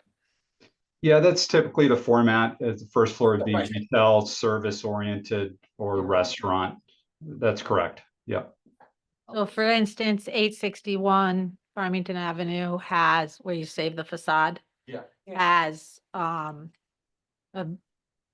personal service, hair, nails, et cetera, on the first floor, apartment upstairs. It's existed like that for decades. It was something else on the first floor, but it's been commercial on the first floor. Many of the buildings, several of the buildings, I'm not going to say many, but several of the buildings on Main Street and up at the corner of Farmington Avenue and New Britain Road have commercial on the first floor. A couple of them are fully residential, but others have commercial on the first floor and residential up above. My question was going to be, I think we heard some solid feedback on density. But how do you feel about a lower density but prorating? So what I'm seeing, what comes to my mind when we describe no prorating is one lot is just an itty bit smaller than the one next door, and the one next door gets to build 14 units. And this one that's almost the same size can only build 7 because it's that 0.1 acre Right. less. Right. So with the prorating, they might be able to build 6 on that almost same size property. And maybe that makes a little more sense then. So one of my concerns is if you went from having, if we're prorating and all of a sudden now it can put in along that stretch of Farmington Avenue, another, how many dozens of units. We've talked a lot about New Britain tonight. One of the issues in no, it's, and one of the issues in New Britain is the fact that it's extremely land poor because it's been so overdeveloped. And at this point, there's issues with over taxing water and sewer systems. I mean, is that something, I mean, obviously, we're not talking about an entire urban area. We're talking about this one stretch of downtown Berlin, but is that something that, are we considering whether or not we're gonna be overtaxing our public utility system? And never mind our roads. I mean, just by the fact that you're gonna have more people using our water and sewer system along that part of Farmington Ave. Yeah, is it Kensington? That is in Kensington Fire District. That's bad. I could tell you the Kensington Fire District is, I mean, I shouldn't say any more than that, but I mean, I don't know, maybe that's not a question for you, Francisco, that maybe that's just more of me stating that on the record. Fire district. Yeah, I understand the concern. The scale of development that's possible here, it's not the scale that would push anything over the threshold, whether traffic or, we haven't done an analysis of the utilities, but I don't believe that the scale of what's possible here, it would push anything over the threshold. I, I'm, like I said, I'm new to the community and I feel that, we're working on development of this, but I really strongly feel we shouldn't jump to condensing it to a lot more units right away. I think we need to let some time pass before we haven't explored more creativity. One example are other restaurants, maybe with rooftop access during the the warmer weathers, or wine and cheese and sausage bar retail on main floors. I think there are things that we can, create opportunities for retail on the main level and even rooftop places that are different than what we have. And I know people need to have businesses that are brought in, but if we start cutting these up to units and making that available, it's going to go to that because that's the first thing that's easiest to build. And I don't know that we want to invite that right now. And the other thing is if an acre is 7 units, is that 7 on the second floor or is that 7 if we do? 7 total in an acre. And I guess I'm not totally against making one location that's just under 2, still down to 7, because it creates an opportunity for a higher expense apartment versus a lower expense apartment, because you're bigger and smaller, creates some flexibility. Just for perspective. Yeah, And I'm not sure we have the numbers absolutely correct, because I couldn't find them. oh, while you're this way, looking at that, but Chris this- Edge, rooftop bar, Chris Edge. We'll be looking for a rooftop bar. I was trying really, really hard to do that at 29 Steel. I couldn't get Tony and Mark to build the roof strong enough to do that. Okay, I tried for quite a while because we'll work on them. I was literally thinking Let's put it over the senior wine house. bar with appetizers, and the rooftop. My only concern is I think we can hope and want stuff, but the investment of the apartments is what's gonna push higher end restaurants. Yeah, that's why we want the 80%. Okay, hold on, again, Maureen this and is- then Tim. This is just to help picture on things. And again, these are older buildings in Okay, need, but the corner of New Britain Road and Farmington Avenue, okay, there's 3 parcels. One is vacant. I really don't know what it was. that was the town and country. Oh, that's not. And then there's a house, that and the used one to at the be- barber shop. Yeah. There's a barber shop. Yeah. forever. Is the hair salon. Yeah, Yeah, so And we're then- talking this corner there. Currently, we think between those 3 lots is approximately a half acre. And has 6 units in those houses, we believe. That's the approximation of what's in that Okay. size Or gonna- parcel. So those 2, the 6 are actually only on these 2 lots, which is well under a half acre, because half acre. yeah, that was the old That's- town and country. No, Yes. is that the Big house enough that's, house. is that the house that's been renovated? Right on the corner across, so you have the barber shop on one side, you're going past the Dairy Queen underneath the underpass, you got you got the barber shop here, you got another house that's been been renovated, but then there's another house there that was You're actually on New. Now you're New Britain Road. That's the opposite Actually side on of the road. Kensington Road for these two houses. oh, it's on Kensington Road. Yeah, they're alright. on New Britain Road. I don't know. what Alright. it's On New called Britain there. Road by Yeah, it's Webster, called New Britain down Road. by the bank. Okay, yes. Yes, So Tim. here's Dairy Queen. Just to put history into it, Are you right?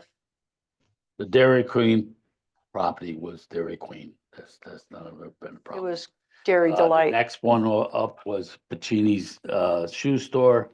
The Mhm. next one was two buildings, Town and Country. The Mhm. next one was a single family home, and the corner house up on top was a 4-family home.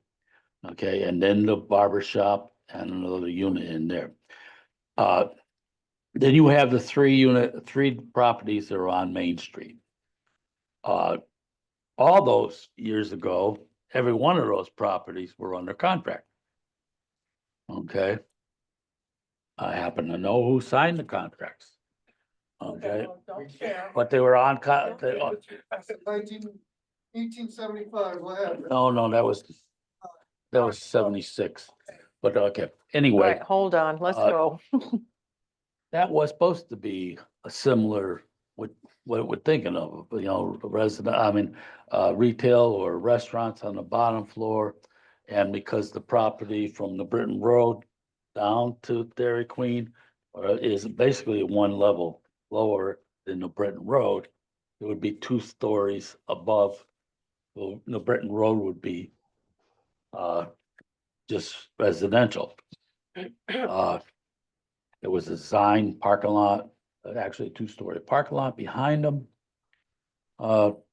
And brought to the town and not done. My thing would be to expand the CC2 zone over here behind Steel Boulevard, or Steel thing, is the red area is a G1, I think it is, GI. GI, Industry. GI, and then there's a PI properties. That there, if you look at Depot Road, it comes around and goes over to Rickard Road. Okay, it does go over there, even though it's not a road you think it is, but there is a road, paper road or whatever going over there. I would say to take this area here, expand the CC2 zone, where you're pushing out from in front of the railroad station towards Rickard Lane. Okay, doing that, it also will give you another exit out Rickard Lane to Porter's Pass. Okay, that traffic that's in the core district now would probably be going out the back, going to Christian Lane and going on to the. That's if they can cross over Turnpike. the Porter's Pass, because that Porter Well, Pass road okay. gets loaded up too, Well, with traffic off of I 9. understand that, but the distance to You'll the have to go for a highway, light. the distance to the highway is shorter distance. I would think they want to go to shorter distance. Ooh. I would probably want to do that, expand it that way, then expand it on Farmington Avenue, around the firehouse or whatever. You know, we just approved 10 units here along the railroad tracks, right? And you got two good sized pieces of property, Matson Rug and the old AMP, and Ron's Auto. Ron's Auto 6 years before he retires. And it's a newer building of Matson Rug. Huh? Matson Rug? No, let me see here. It would be 86, 89. No, I don't think so.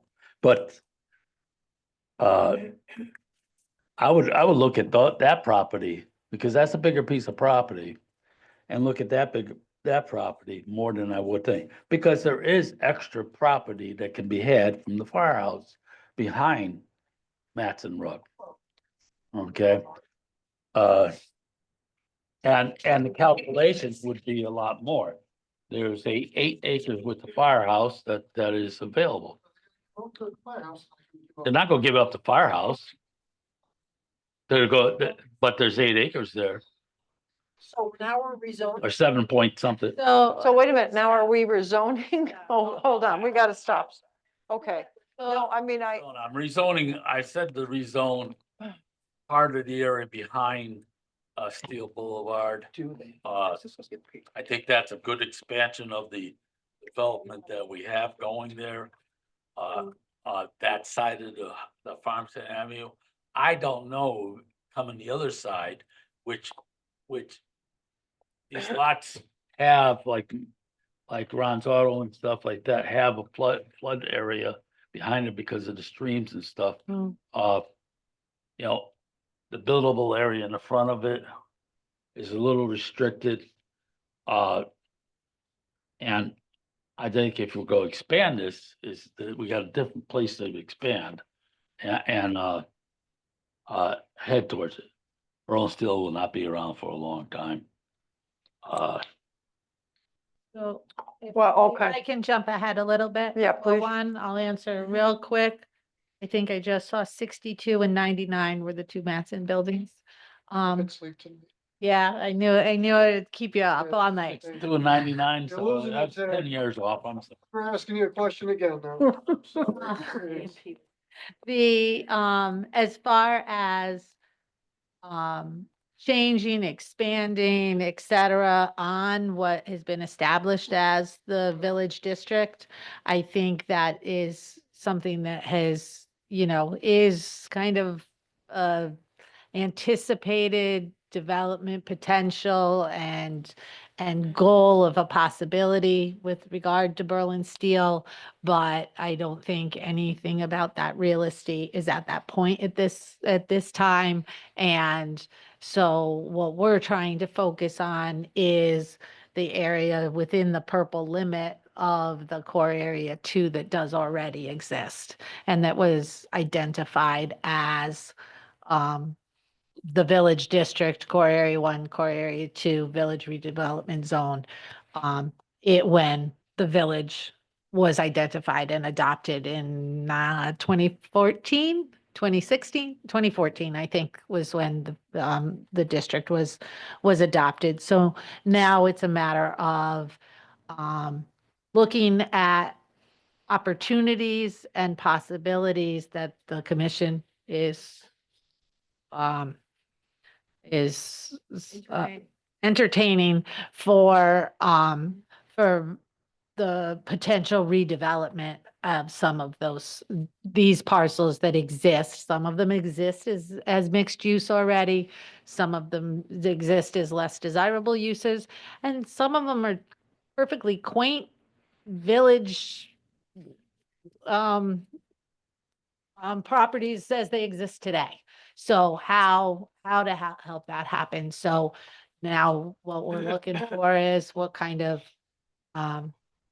direction the text amendments should be drafted in. I'm hearing the density is an issue that prorating, I didn't get a clear read on, but I'm thinking that made a little more sense to some of you, less sense to others. So maybe that's the topic that still remains for a public hearing. for Yeah. You to then deliberate on and debate and maybe be a portion. Remember, when we do the text amendments, when the commission gets them, you'll have the public hearing, you'll hear, others obviously on it, as well as this presentation probably all over Yep. again. And then you'll have the opportunity to deliberate. And remember, you don't have to adopt every aspect of everything. Mhm. And it is likely that we might chunk it so that those things that we know are more controversial, we can get through some of the items that we think are pretty agreeable, and then chunk second amendment as one's or second or third as things that you might want to debate Yeah. more than one night, might want to just chew on a little longer, or whatever. Yeah. Well.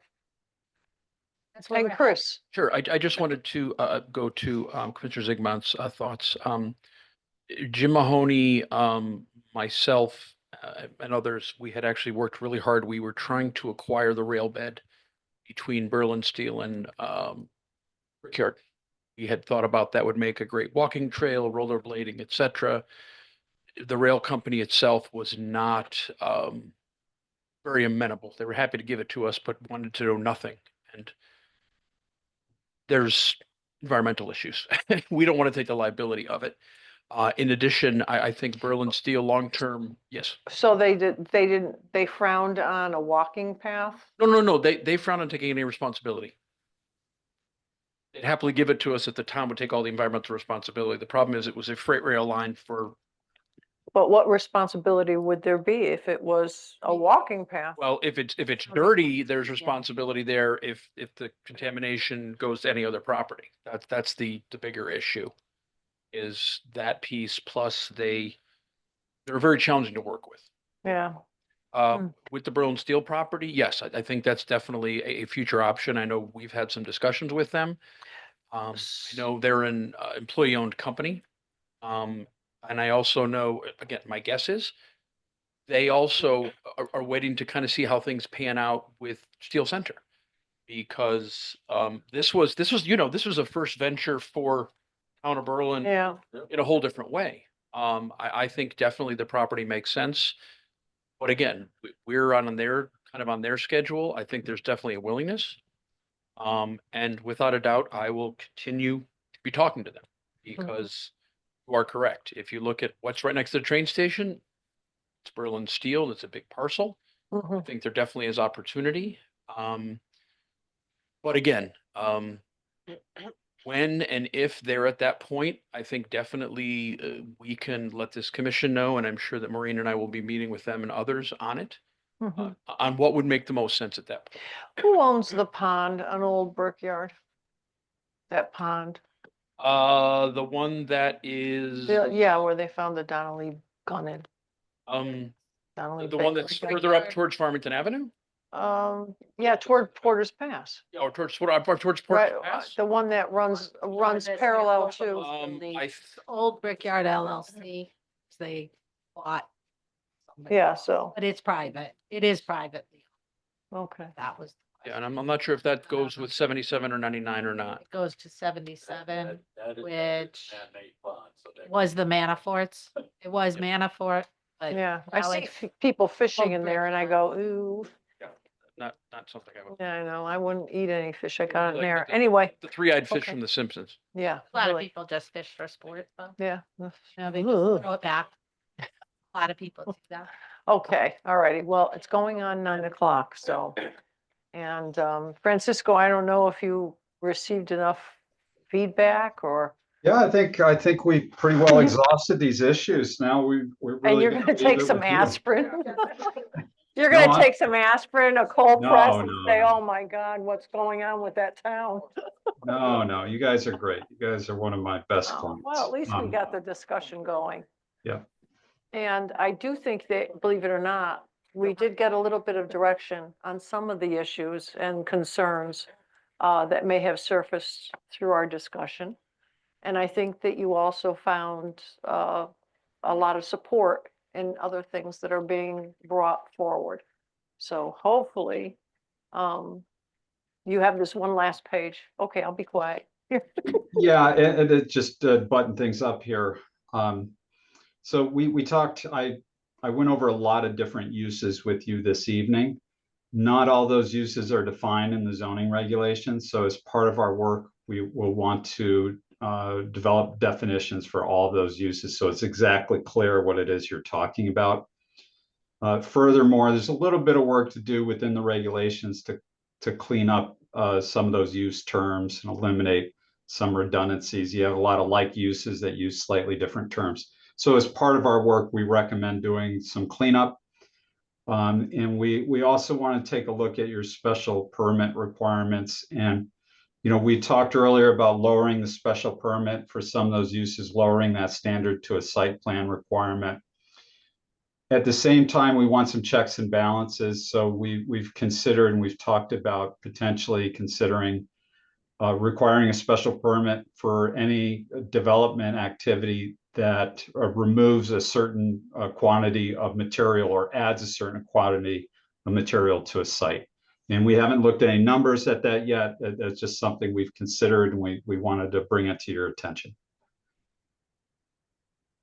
Definitely when it comes to hauling dirt. Yeah. Yeah, Yep. we want a little bit of control over on that one. Yep. Okay, And that otherwise concludes my presentation. all righty. And it was a wonderful presentation indeed. No, I know, you did a fine job. You really did putting this all together. I know we're a tough crowd. Anyway, all right. Anyone else have questions at this point? Do you, the commission, feel that you're ready for us to draft some amendments based on feedback we've gotten so that we can start on a portion of, if not substantial amount of, what you've been, Yeah. what we've been talking about? Get to look at them again. Oh, yeah. So we would draft the, and then, and then give them to you to schedule a public hearing on. Would we have a discussion on them before they go to public hearing? I guess you'd give me a direction on that. You should. Yeah, okay. So this way, if we catch anything, I'd rather do it with the commission as a discussion as opposed to in the public hearing. So. All right. All right, so thank you, Francisco. Okay, good night, All everyone. righty. Good rest of your evening. Yes, and Merry you very much. Christmas. Happy Oh, to you Hanukkah too. or whatever, okay. Yes, it'll be Bye-bye. Christmas in my house, but thank you. Yeah, I know, yay, Christmas. Yeah. Bye, everyone. Very good. What? Oh, we're all tired. Oh, I know. And Jim, are you still with us or are you pulling a Biden? I'm gonna say goodnight too, but it's Okay. always good to spend an evening with the Planning and Zoning All Commission. right. Thank you. Did you get a lot of snow up there? No, not here. Inland more. Oh, okay, all right, you were spared the 5 feet. Yes, this Oh, wow. time, yes. Yeah, all right, Mother Nature will get you for that. All righty, well, you Probably. have a good night and Merry Christmas to you and your You family, also. okay? All Thank the you. best. You as well. Take care. Stay warm. Bye for Bye-bye. now. All right, so now that concluded that, so do we want to talk about the release and reduction of bonds for Tasca Ford? So I am requesting that you postpone this to the 12/19 meeting. All right, I did not yet receive written confirmation from engineering, so okay. Do we I need, thought I had it, but I actually didn't. So do we need a motion on that? Okay, I'll make a motion. to postpone to the 19th Yes. of December. Do we have a second? I'll second. All righty, motion, Ms. Millard, second to Mr. Biella. All righty, moving on the calendar for adoption. So we gave you the calendar. vote. We gave you. Oh, okay, all in favor. Thank you. Aye. Aye. I'm like, She just wants. to get did we up. miss some part? I'm like, Okay, thank you. You were just. John wanted to We're vote. Doing it differently now. No, It's a new one. yeah, I know. that's right, boss. All right, you guys, give me a break. Okay, take a look at the calendar We've left you all the calendar as well as the list. Yeah, list. there's the list too, that it always comes. There's no list. Maybe she didn't print that. Yeah, here's the draft list. The draft list. So again, it coincides with the circles on the calendar. You had asked for 6 months to only have one meeting. When I was going through the 12-month calendar, and you can see it better on the 12-month calendar. Yeah, please, thank you. Thank you. There are several months that have 5 weeks. And what having only one meeting a couple of those months would do is possibly put us in jeopardy of not meeting deadlines because we'd be beyond 35 days between meetings. So I did keep 2 meetings in October. If the early voting continues at the 14 days for next year, which it may or may not, that would start on the 21st of October. So the second meeting is the week before that. And Trying to kill December- me, aren't you? I'm not. I did talk to Kate about that beforehand to make sure, but the 2nd to the 13th is very long. Yeah, okay. That's a lot of days. If we do get if we have any applications during that time period. Of course, there's always that possibility that you don't have business or you have business that can be postponed and a meeting can be canceled once we know what you have before you. The same with the December meeting, because you have been doing the 1 January meeting, that's on the 15th. The distance from December 14th to January 15th again is extremely long. So that was a concern. We did find the Berlin Fair dates. We have other town hall closed dates, including, April 17th, which is Holy Thursday, which the town hall closes at 4:30. So that's the calendar. You can either, well, I mean, if you're ready to adopt, that's great. If you're not, you do still have the meeting in 2 weeks, in December of this year, if everybody wants to take it and compare it to home. Juneteenth is July 19th. I mean, June 19th, yeah, June. Payday off. Yeah, it's a holiday. Believe it or not. So in November, Mhm. what's the first and the third week? November 1st, the first week would be the 6th and the third week, the 20th. I just went on what has been typical for the last several years is I think it's several years, that you haven't met election week because people are just tired. Is the 20th? Well, okay, this is just personal. If we push our meetings to the second week, I always miss a meeting. Not that that matters. I mean, I'm always willing to second week of the month. I'm always missing meetings. So was November the 20th too close to Thanksgiving? So are you asking to have the 20th instead of the 13th? Well, I'm just asking. It does look like it's awfully far from the 16th of October, though. Can we do, Go back to the 6th. can we do, can you do the 13th of November or the 6th of November? I don't know. It's a municipal this year, so I don't know what's gonna happen. Municipal's not as rugged as the presidential. So, 13th. Well, it's at the 13th, but I was thinking if we do 2 in November, can we just have 1 in December? Well, I get what you're saying. I'm Maybe- almost willing to kill myself in November. Or If maybe we can cancel the just. 4th, cancel the 4th, and let's have 2 before Thanksgiving. Is that? Or you I'm- could I'm do not- Yep. December to the 11th. Well. Yeah, in other words, do the 6th, maybe do the 6th and the 20th, and maybe, I don't know, keep the 4th and do away with the 18th.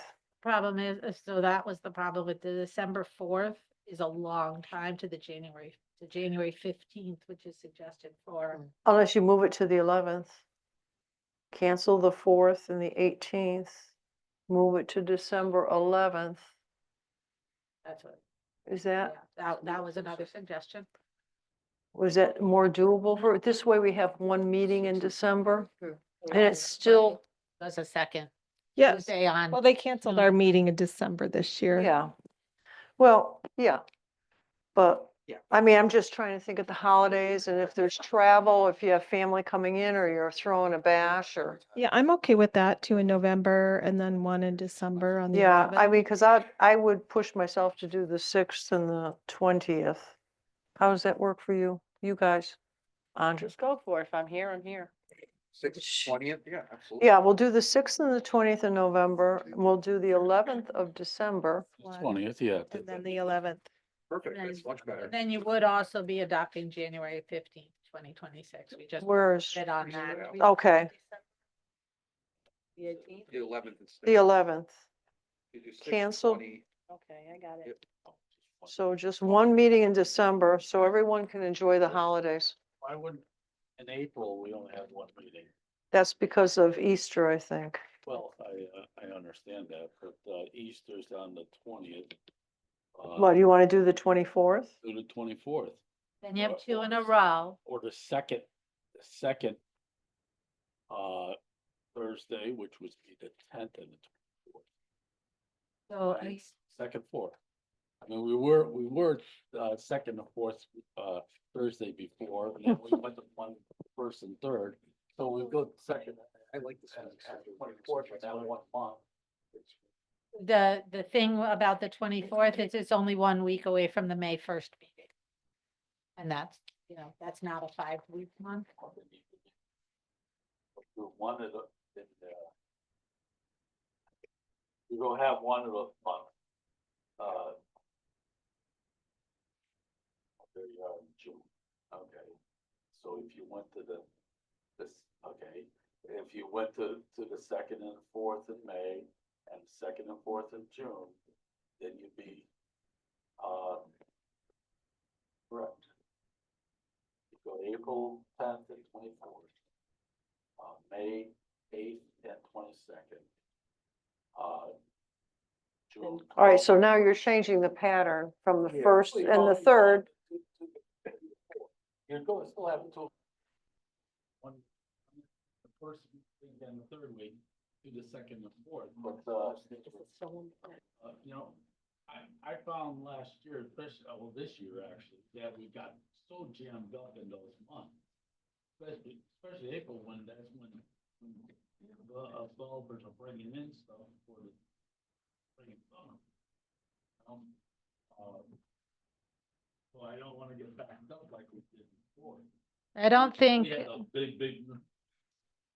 I don't think we had almost any months this year that we only had one meeting. We might have, but I think there were very few. It was just jammed up because of the volume. Yeah.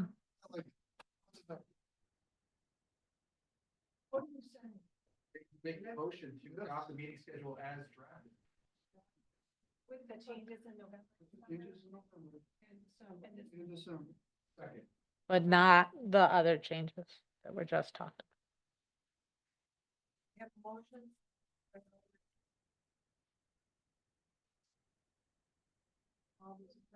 Aye. about.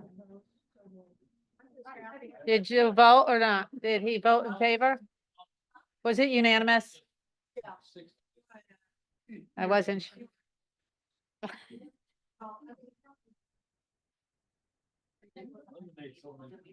Yeah. I just realized that. I always add one in and it doesn't. But this, we don't need another year. I'll tell you, December 19th, this December 19th. Okay, approval of the minutes. Of November 14th. Andra's abstaining because she wasn't here, corrections or whatever. Anyone want to make a motion to adopt the? I second. Okay, a motion to approve the minutes by Mr. Zigmont, second by June Daly. For the discussion, questions, all those in favor? Aye. Opposed, so moved. I- Planners' comments.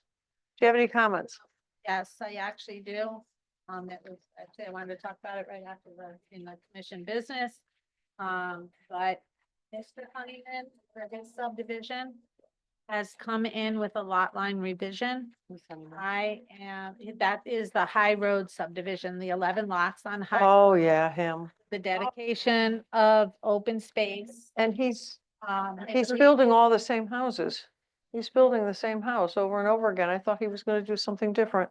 I It's think. so he has disappointing. Design, but for the Buyer. buyers, I think he's building them on contract.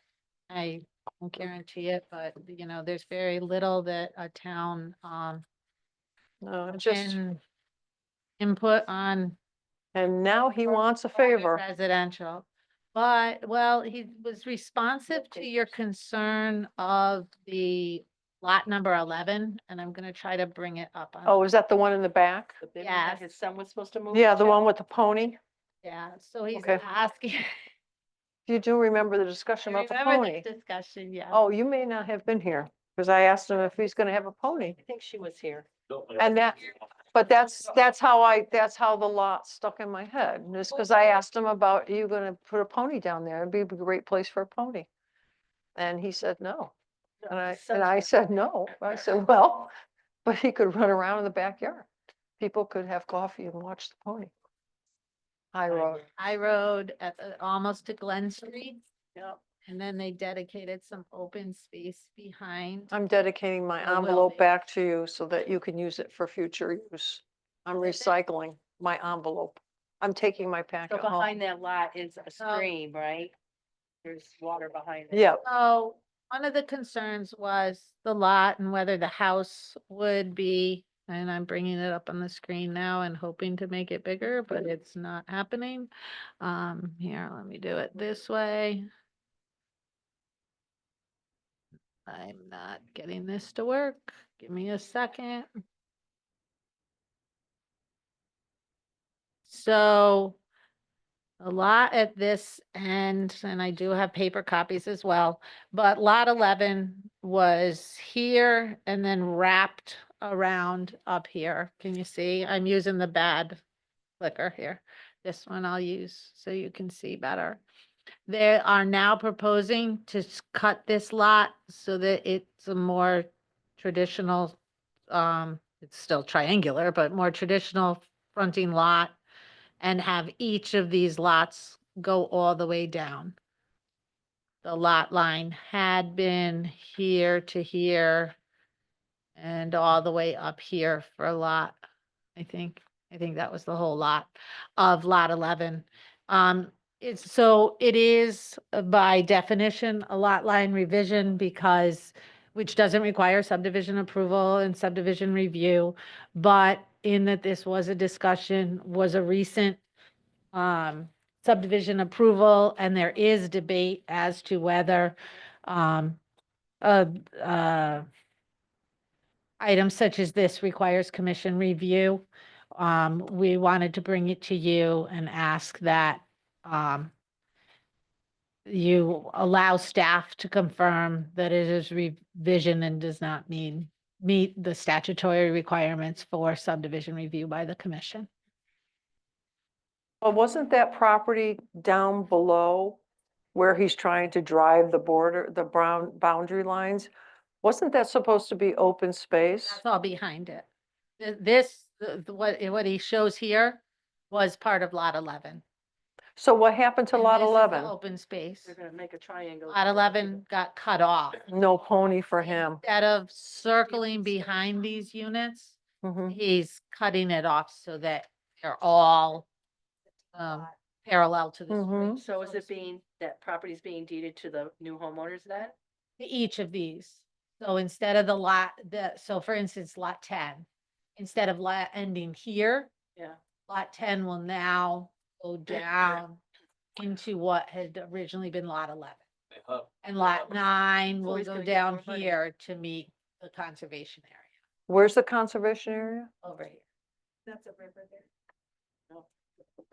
So these people bought a one building lot and they're ending up with two building lots. Because he doesn't have a building lot back here now. These building lots got bigger, deeper. How does he And do this that lot after got he's already sold smaller. some of these? I don't understand. Those are up here. So these are only affected. Oh. 10 and 11. All right. This is only a portion of the subdivision. Lot 6 is here, lot 5 is way up here, and then we go off the screen. The same with the conservation area, and Glen Street is way over there, Okay. off the screen. Again, I do. So it should actually If be this makes like, it easier, because I thought I had dumped the subdivision map in here as well, but I don't. why is he doing this? Because, well, one, they're trying to be receptive to the comments you made about the house in the back. And we're talking about putting, you had asked at the meeting, I'm upside down. Put a pony? That they consider whether this house was appropriate in the Yeah. backyards Yeah. of all these houses. Yeah, And they were talking about whether they could meet building okay. ability up here, maybe put it up there and, that's when you discuss. Okay, so he's, so, Well oversized lot. I don't know, maybe the potential of who was gonna live there changed. I just. well, it could also, Was gonna live. And that, we didn't discuss that. We only discussed the technical issues. And then his kid. So we're talking this portion is what he's building now. This first lot got transferred to that property owner and is not currently going to be built on. And then he's built a couple of these already. He's got these well under construction, and this affects the lots from 7 down, where these would each go. But so the issue is that I wasn't comfortable signing off on it as a lot line revision. This was a subdivision that just came. It's the commission could determine. Like any particular change as far as the impact of the area, so as long as you're not going in open space area. And I do think it's receptive to the concerns you asked during the hearing. I actually copied those minutes as well. But I do think it's receptive to to that, but again, I wanted your authorization, so if you'll. Consensus on the commission, let her go ahead and do the, all right. Okay. Guys, everyone's conferring. Okay, You need a motion. I think that's fine. Yeah. We'll include it in the minutes, and that's what I will, and I'll sign it off as a lot line revision. Yeah. If you can give us a 8-minute executive session and adjourn from the executive session, I'd appreciate it.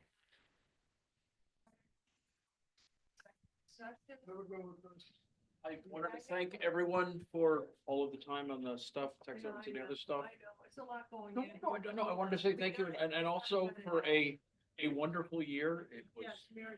did a lot of great stuff. Yeah, absolutely, but no. One more meeting this month, people. Happy holidays to all. Thank you, Chris. Thank you for all your work. No, of course. And we got to do ribbon cutting, by the way, my friend. On TJ Maxx? Gotta get with them.